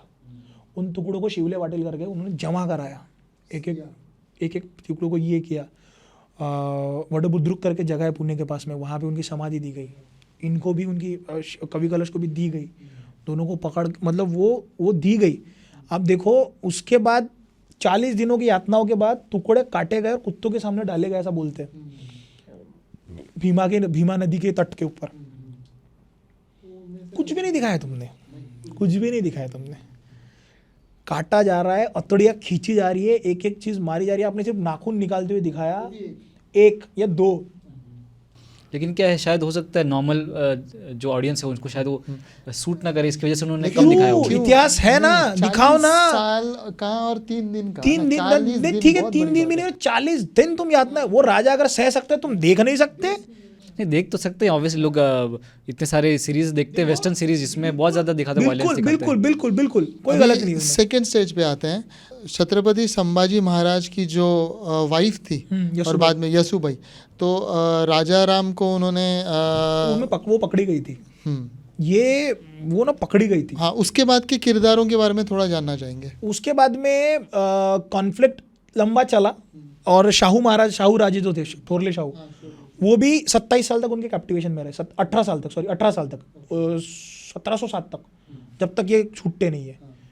और वो मुगलों के कैप्टिव में थे, यसुबाई भी मुगलों के कैप्टिव में थी, और राजाराम महाराज वहाँ से निकल चुके थे, रायगढ़ से वो जा चुके थे। आप पहले तो ये कह रहे हो कि रायगढ़ को चारों तरफ से घेर लिया गया है, मूवी के अंदर डायलॉग है। उसके बाद आप गद्दी पे बैठा भी रहे हो। यसुबाई पकड़ी गई थी, राजाराम महाराज को वहाँ से निकलना पड़ा, वो निकल गए, वो पकड़े गए। अच्छा, एक बात और आती है कि संभाजी महाराज की एक वाइफ और थी, दुर्गाबाई करके। वो बहुत पहले वो पकड़ी गई थी बाय मुगल्स। उनकी बेटी भी थी, वो पकड़ी गई थी बाय मुगल्स। ये कई जगहों पे उल्लेखित है, मतलब और कॉमन नॉमेनक्लेचर में नहीं है, वो लोगों को नहीं पता, लेकिन ये है। तो उनको भी बहुत बार छुड़ाने की कोशिश करी है संभाजी महाराज ने, बहुत बार कोशिश करी है। और संभाजी महाराज की सेकंड वाइफ जो थी, नहीं, संभाजी महाराज की बेटी जो थी, और राजाराम महाराज की जो एक बेटी थी, वो बाद में पकड़ी जाती है और ये भी पकड़ी जाती है। और बाद में औरंगजेब ने अपने दरबार में उनकी शादी मुसलमानों के साथ करवाई है। आदिल शाह का जो बेटा था, आदिल शाह के बेटे के साथ में उनकी शादी करवाई है, एक की, और एक मुझे लगता है और एक किसी के साथ में तो भी शादी हुई है। दोनों ये मतलब मैं थोड़ा सा इसमें ये हूँ, क्योंकि ये ना क्लियर नहीं है अभी भी। कोई कहता है कि नहीं थी, कोई कहता है कि थी। बहुत लोगों के इसमें है कि एक वाइफ थी जिनको बहुत बार छुड़ाने की कोशिश करी गई है, और उन्हीं से एक बेटी भी थी जो पकड़ी गई थी, और पकड़ने के बाद उनकी शादी करवाई थी आदिल शाह के बेटे के साथ में। आदिल शाह को सुन्नी में कन्वर्ट करवाया था उसने, तो उनके साथ में उसकी शादी लगवा दी थी। जबरदस्ती इच्छा तो नहीं रही होगी ना, सही बात है। और उसके बाद में फिर जो युद्ध काल चला वो तारा रानी और राजाराम का चला, राजाराम महाराज ने वो करवाया। और उनके बाद में जो आता है वो बाजीराव के पिताजी विश्वनाथ भट्ट, और उसके बाद में आते हैं आपका बाजीराव, और तकरीबन 1720। He was from the side of Tara. इनके थोड़े से इंटरनल कॉन्फ्लिक्ट भी चालू हो चुके थे, क्योंकि शाहू को वहाँ से छोड़ दिया गया था। थोरले शाहू जो थे, शाहू महाराज को, छत्रपति शाहू महाराज को वहाँ से छोड़ दिया गया, और तारा रानी के साथ में इनके कॉन्फ्लिक्ट चालू हो गए। कोई कहता था यहाँ की गद्दी, वहाँ की गद्दी, ये गद्दी। लेकिन विश्वनाथ भट्ट जी को ये पता था कि कुछ भी हो जाए, हमें as a man we have to get in his side, because power उस समय का था वैसा। तो वहाँ से लड़े, कुछ यहाँ से आक्रमण करने के लिए जितने भी आए उनको भी उनकी तरफ से लड़वा दिया, और मतलब इनके तरफ से करवा लिया। और उसके बाद वो आर्मी रेज हुई, और 20 साल के जो बाजीराव थे, बाजीराव ने सारी चीज़ें देखी, और फिर बाजीराव निकला अपना, ऐसा है वो। अभी इन सब में हम छत्रपति शिवाजी महाराज और संभाजी महाराज के बारे में बहुत बात करते हैं, लेकिन उनको जो घड़ाने वाली जिजाऊ है, दोनों को शायद जिजाऊ ने ही घड़ाया है। हाँ, तो वो, और उसके बाद कौन कौन, सिर्फ आप थोड़ा नाम से बताएं कि कौन जो दुर्गा स्वरूप जो औरतें हमारे मराठाओं में थी, जिनके वजह से हिंदुत्व रहा है, उनके बारे में एक ब्रीफ में बता दीजिए, ताकि हम। जैसे जीजाबाई का तो एक नाम आता ही है, यसुबाई का भी नाम है। आपने यसुबाई के इसमें देखोगे ना, यसुबाई की एक मोहर भी थी, श्री सखी करके, श्री सखी करके उनकी स्पेशल मोहर भी थी। मतलब वो पूरी संभाजी की जो वाइफ थी, हाँ, दी थी। वाइफ श्री सखी से आखिरी में आता था उनका। सो कुछ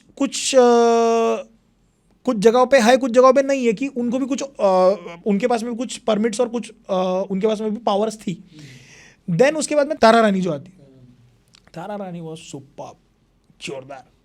उनके बाद में आती है अहिल्याबाई होळकर, जोरदार अहिल्याबाई होळकर। अहिल्याबाई होळकर के बाद में नाम आता है झांसी की रानी का। अहिल्याबाई होलकर की वजह से कुंभ मेला अब का हो रहा है। हाँ, रिस्ट ने मंदिरों को रिस्टैब्लिश करवाया। अहिल्याबाई होळकर तो डिफरेंट क्लैन है भाई, वो एकदम जोरदार, एकदम नेक्स्ट लेवल। ये है वो एकदम नेक्स्ट लेवल। जीजाबाई, अहिल्याबाई होळकर, ये सब डिफरेंट जॉनर के ये थे। तो अहिल्याबाई होळकर हुई, उन्होंने फिर से रिस्टैब्लिश करा। फिर झांसी की रानी हुई। झांसी के रानी के साथ में, उनके साथ में एक one lady was fighting with her, मेरे को नाम याद नहीं आ रहा यार। शी वॉज द वन जिन्होंने झांसी की रानी का भेस लिया था, और झांसी की रानी वहाँ से भागे थे, निकल गए, है ना। She was from ST tribe, यानी कि ट्रिबल कम्युनिटी से थे वो। सो इससे आपको ये भी दिखेगा कि आप समझो, जब हम यूनाइट होकर लड़े, हमने कास्टिज्म को पीछे छोड़ा, बराबर है ना। उसके बाद में फिर उसके बाद में कास्टिज्म पिक पे था झांसी की रानी के पहले। जैसे पेशवाओं की कुछ गलतियां हुई, कास्टिज्म लेटर पेशवाओं की गलतियां हुई है। Bajirao was not like that, Bajirao one was not like that, लेकिन लेटर पेशवाओं में गलतियां हुई है। इसीलिए आप, ये रीज़न भी एक है कि आप पानीपत का युद्ध इसकी वजह से भी हारे हो, क्योंकि बहुत लोगों के सेंटेंस है कि भाई अगर पानीपत हम जीत जाते, उसी कंटेम्प्रेरी लोगों के जीत जाते, तो पेशवाओं की पेशवाई हमारे ऊपर बहुत सर पे चढ़ के नाचती। ये हुआ है, आपको मानना पड़ेगा, आप मानो या मत मानो, ये रियलिटी है। सेकंड बाजीराव जो हुआ था पानीपत के बाद में, जो सेकंड बाजीराव हुआ था, वो तो इतना अय्याश था, मैं उसको डिफेंड भी नहीं करना चाहता। वो आदमी अपना अग्निहोत्र जीवित रखने के लिए, अग्निहोत्र के लिए आपको ना एक यंग लेडी चाहिए, वो प्रथा होती है, यंग जी चाहिए, जिसके पीरियड्स चालू है। उसने 9 साल के लड़के से शादी करी थी। उसने ये बोल दिया था कि भाई अगर कोई बंदा 12 साल के बाद किसी लड़के से शादी कर रहा है तो वो अपने धर्म के खिलाफ जा रहा है। लड़कियों की शादी 12 साल तक हो जानी चाहिए। Bajirao 2 was like that. मैं उसको डिफेंड नहीं करता, मैं कभी नहीं करता, लेटर पेशवास को मैं डिफेंड नहीं करता मैं। सो ये सिस्टम रही है। एंड देन उन्हीं के सब वैलोर को आगे ले जाते हुए बाद में बहुत सारी ये हुई है, जैसे ज्योतिबा फुले की जो वाइफ थी, है ना, सावित्रीबाई फुले, उनके बाद में आनंदीबाई जोशी। इनका वैलोर अलग था, ये सामाजिक वैलोर में भी आते हैं, इनका सामाजिक वैलोर था, वो दिखाया उन्होंने, वो ज़रूरी था।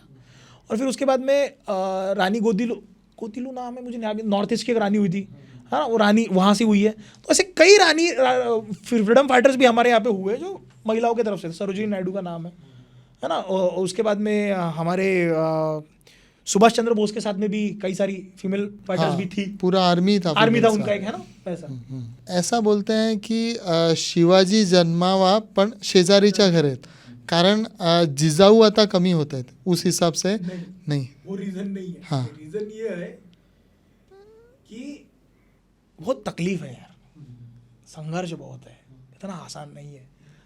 मैंने ना बहुत मूर्खों को देखा है कि जब वो बात करते ना, अरे शिवाजी महाराज तो 8 शादियाँ करी थी, 4 के साथ संसार भी नहीं है उनका, 4 वाइफ को तो उन्होंने देखा भी नहीं है ढंग से, ऐसा वाला है वो आदमी। एक गढ़ से दूसरे गढ़, दूसरे गढ़ से तीसरे गढ़, तीसरे से चौथा, चौथा से पाँचवा, पाँचवा छठवा। आपकी तबीयत खराब हो रही है। शिवाजी महाराज जब आगरा से आए थे ना, उनको बहुत भयंकर बुखार आया था एक बार। तब मतलब वो इतने थे कि आईसीयू वाली कंडीशन हो चुकी थी, मतलब उस समय के हिसाब से, कि भाई बहुत सन्न बुखार है। अच्छा, ये बात फैल चुकी थी कि शिवाजी महाराज की डेथ हो गई, इतना बुखार था। बहुत जगहों पे बात फैल गई थी कि शिवाजी महाराज चले गए हैं। सो वो आदमी को टाइम ही नहीं मिला किसी चीज़ को करने के लिए। सो समय के साथ में ये बातें प्रचलित हो गई कि अगर आदमी ऐसा रहेगा तो किसको चाहिए भाई। लेकिन इतने महान महाराज को सीबीएसई या एनसीईआरटी के किताबों में शायद एक ही लाइन का कुछ है, और जबकि मुगलों के ऊपर पूरा इतिहास। पॉइंट क्या है कि जो राइटर्स उस समय पे हुए, उन्होंने इस बात को तवज्जो नहीं दी, इंपॉर्टेंस नहीं दिया। They consider him as a regional king only, कि रीजनल है सारे के सारे।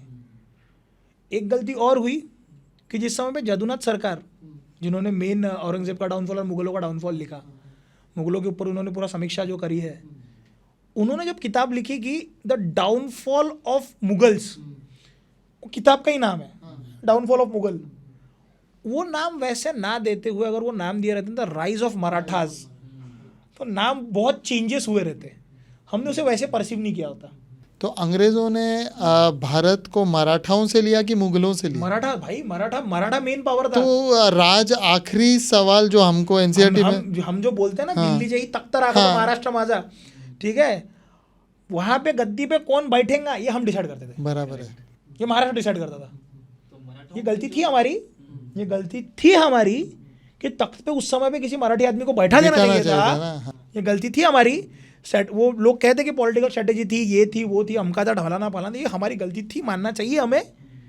लेकिन यदि उस समय पे कोई बढ़ जाता, बहुत हिस्ट्री में चेंजेस रहते। और मराठा जब गिरे, हारे, उसी के बाद इनका एस्टेब्लिशमेंट हुआ। अरे आप अब देखो ना, 1857 में झांसी की रानी, बराबर, उसी के बाद वो सब अंग्रेज वो- आ पाए। वो लड़े ना, वो झांसी की रानी पेशवा के अंडर में ही लड़ी ना, नाना साहब पेशवा सेकंड जो हुए तो उनके अंडर में लड़ी। तो बहादुर शाह जफर लास्ट महाराज नहीं थे? मुगल के नहीं, देखो अब क्या हुआ, समय के साथ में जब कॉमन एनमी जैसे परसीव किया गया, ये सावरकर जी का भी कहना है कि हमने जब कॉमन एनमी को परसीव किया, अंग्रेज है, इवन बहादुर शाह जफर को कंसिडर किया गया as the first last Mughal empire end of this, ठीक है। तो सावरकर जी ने जब किताब लिखी 1857 का युद्ध, उसमें उन्होंने बहादुर शाह जफर को इंपॉर्टेंस दिया है, ठीक है। हमारे कॉमन एनमी करके हम उसे स्ट्राइव करवाया गया, ठीक है। अब उसके बाद में सिचुएशंस भी ऐसी हो गई थी कि कई सारे मुसलमान बीइंग फ्रॉम दिस कंट्री, अरे उस समय पे ये भी कंडीशन थी कि कई मुसलमान अपने आप को मुसलमान तो बोलते थे लेकिन वो मंदिर भी जाते थे। ये हुआ है, कट्टरता उस इतनी पीक ऐसे पे नहीं थी, ऐसे फ्लक्चुएशन में Fluctuate थी, पूरी फ्लक्चुएशन में थी, ठीक है। जैसे बहुत फ्लक्चुएशन में ये हो चुकी थी। तो उनको फिर जब सेंसस आया था ना, तो सेंसस का में उनको पूछा जाता था कि आप मुसलमान हो, हिंदू हो? बोले कैसे डिसाइड होगा? बोले मैं तो प्रैक्टिसिंग हिंदू हूँ लेकिन मैं हूँ मुसलमान, प्रैक्टिस हिंदू। बोले मंदिर ज़्यादा जाते हो, मस्जिद ज़्यादा जाते हो? बोले दिन में 2 बार मंदिर जाता हो, 5 बार नमाज भी पढ़ता हो। तो वो अच्छा 5 बार नमाज पढ़ो तो मुसलमान हो तुम, ठीक है। फिर उसके बाद में बंगाल का सेपरेशन हुआ, ये सारे हुआ, मुस्लिम लीग के, फिर उसके बाद में बहुत और ज़्यादा पिक पे चली गई वो। लेकिन कुछ लोगों ने इसे अपने सरहिंद को हिंद मान चुके थे वो, क्योंकि वो थे तो यही के खून, ठीक है, थे, ऐसा नहीं है, नहीं था। 1818 के बाद में मराठा डिसाइड करते थे, मराठा बहुत खतरनाक पावर करके राइज हुए थे। और ऐसा नहीं है कि मुसलमानों का सपोर्ट लेना ये 7वीं 8वीं सदी के बाद में शुरू हुआ है, मतलब उनके अटैक के बाद शुरू हुआ है। 6th 7th सेंचुरी में जिस समय पे राष्ट्रकूटा और ये सारे जो राज्य थे, उन्होंने मुस्लिम लोगों को रखा हुआ है अपने साथ में काम करने के लिए, एविडेंसेस मिलते हैं। गलती हमारी है ना, हमने उन्हें इंटरफेयर करने दिया। Then they established here, when they established here, तो 1857 में हमने उन्हें जाफर खान को माना कि हाँ है। कुछ लोग बोलते हैं कि बाबा कई सारे ऐसे राजा थे जो लड़े नहीं, वो इसलिए नहीं लड़े क्योंकि वो हिंदुत्व के लिए लड़ रहे थे और ये कर रहे थे। भाई तुम्हारे ऊपर आक्रमण ही नहीं हुए रहते तो तुम लड़े रहते, तुम लड़े रहते, साउथ तक वो इंटरनल तक पहुंचा ही नहीं। तो आज के ज़माने में छत्रपति शिवाजी महाराज से हमें क्या सीखना चाहिए और उनकी क्या जो है नेचर हमें इनबिल्ट करना चाहिए? सब सीखना चाहिए छत्रपति शिवाजी, कुछ भी ऐसा नहीं जो सीख नहीं सकते, सब सीख सकते हो। मेरा एक टेड टॉक हुआ था जिसमें मैंने कहा था कि छत्रपति शिवाजी महाराज की वैल्यूज आप कैसे इनकलकेट कर सकते हो, है ना। हम उस मिट्टी से निकले हैं, जैसे मैं ना जब गढ़ों किलों को देखता हूँ ना, ऐसे गढ़ किले के पास जाता हूँ, मैं विदर्भ से हूँ, मैं कसम से बता रहा हूँ, कसम से मैंने आज तक एक गढ़ किला नहीं देखा है। दूर से देखा है, चढ़ा नहीं हूँ, कभी नहीं चढ़ा हूँ, दूर से देखा है। या फिर ये पुणे से जाता हूँ, सातारा जाता हूँ, यहाँ जाता हूँ, वहाँ जाता हूँ, वहाँ जाता हूँ। तो कल मैं सातारा में था, तो सातारा में जाते हुए अजिंक्य तारा मुझे दिखा, सातारा का किला है। मैं बहुत रोया, 5-6 मिनट में रो ही रहा था। मैं ओला से जा रहा था, मैं 5-6 मिनट में रो ही रहा, मतलब कार से जा रहा था, मैं रो ही रहा था। मतलब ऐसा था कि मुझे ऐसा लगता है कि भाई मेरा राजा यहाँ से चला होगा ना, मेरा राजा यहाँ पे घोड़े दौड़े होंगे मेरे राजा के, मेरा राजा यहाँ पे रुका होगा, मेरे राजा ने बहुत कुछ किया होगा। तो आप देखो ना, उस आदमी ने आपको वो सिखाया कि जब आपके पास कोई उम्मीद ही नहीं है, 450 साल 500 साल आपके पास में कोई उम्मीद ही नहीं है, वो आदमी उस समय पे वो लेके आ रहा है। आप कह रहे हो कि उतनी विकट परिस्थिति तो नहीं है ना आज, सबको आज फ्रीडम है, सब चीज़ें है, आपको सिर्फ अपनी जिंदगी संवारनी है। अगर आप 500-600 करोड़ के मालिक बनते हो, 200 करोड़ 1 करोड़ के मालिक, किसी को तो मदद कर सकते हो आप। मैं नहीं कह रहा कि आप बहुत बड़े प्रधानमंत्री बनो। Being a good citizen, paying your taxes on time is also service to the society. हाँ, आपको सर्विस भी देने की ज़रूरत इसलिए पड़ रही है, या एनजीओज खोल के, क्योंकि लोग ढंग से काम नहीं करते। अगर गवर्नमेंट ने अपना काम अच्छे से किया तो एनजीओ खोलने की ज़रूरत नहीं पड़ेगी आपको, नॉन गवर्नमेंट ऑर्गेनाइजेशन की ज़रूरत नहीं पड़ेगी। सिटीज़न अगर अच्छे से रहेंगे तो आपको दूसरी ज़रूरत नहीं पड़ेगी। जैसे ये बिहार से ट्रेन पास हो रही थी कुंभ मेला के पास में, लोगों ने फोड़फाड़ कर दी सारी की सारी ट्रेन। अब इसमें गवर्नमेंट की गलती है या लोगों की गलती है? लोगों के पास सिविक सेंस नहीं है ना। लोग अगर एक अच्छे सिटीजन भी रहते हैं, हाँ, फिर अगर आपको बहुत खतरनाक चेंजेस करने हैं, आपको कुछ बड़ा करना है, उस समय पे आप शिवाजी महाराज से प्रेरणा इंस्पायर कर सकते। और शिवाजी महाराज की प्रेरणा सिर्फ ये नहीं है कि राजा कैसे बनते हैं। शिवाजी महाराज के जाने के बाद, छत्रपति संभाजी महाराज के जाने के बाद उतना पावरफुल राजा कोई नहीं था। मैं ये नहीं कह रहा कि तारा रानी ने या फिर शाहजी ने, शाहू महाराज ने, या फिर उन्होंने कोशिश नहीं करी होंगी, but they were not that much as powerful as Chhatrapati Shivaji Maharaj and Sambhaji Maharaj. उसके बावजूद 1818 तक मराठा साम्राज्य खड़ा है। क्यों? एवरी पर्सन वाज लाइक, भाई मैं लड़ूंगा, मेरा स्वराज्य, लेकिन स्वयं का राज्य। आज की डेट में तो आज की डेट में मैं वही कह रहा हूँ कि आज की डेट में अगर आप ये सिर्फ मान के चलते हो ना कि भाई देश डूब रहा है, ठीक है, मैं कैप्टन हूँ। शादी हुई है आपकी? दोनों की शादी हो चुकी है, बच्चे भी है, ठीक है। ये पॉडकास्ट किसका है? ये पॉडकास्ट किसका है?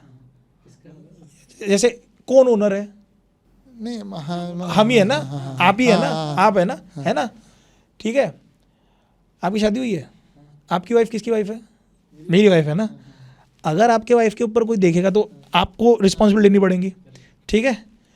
जिस समय पे ये पॉडकास्ट पे आ जाएगी, आप क्या कहोगे? यार तू भी तो ओनर है ना, तू भी तो ओनर है ना, दोनों को करना चाहिए ना।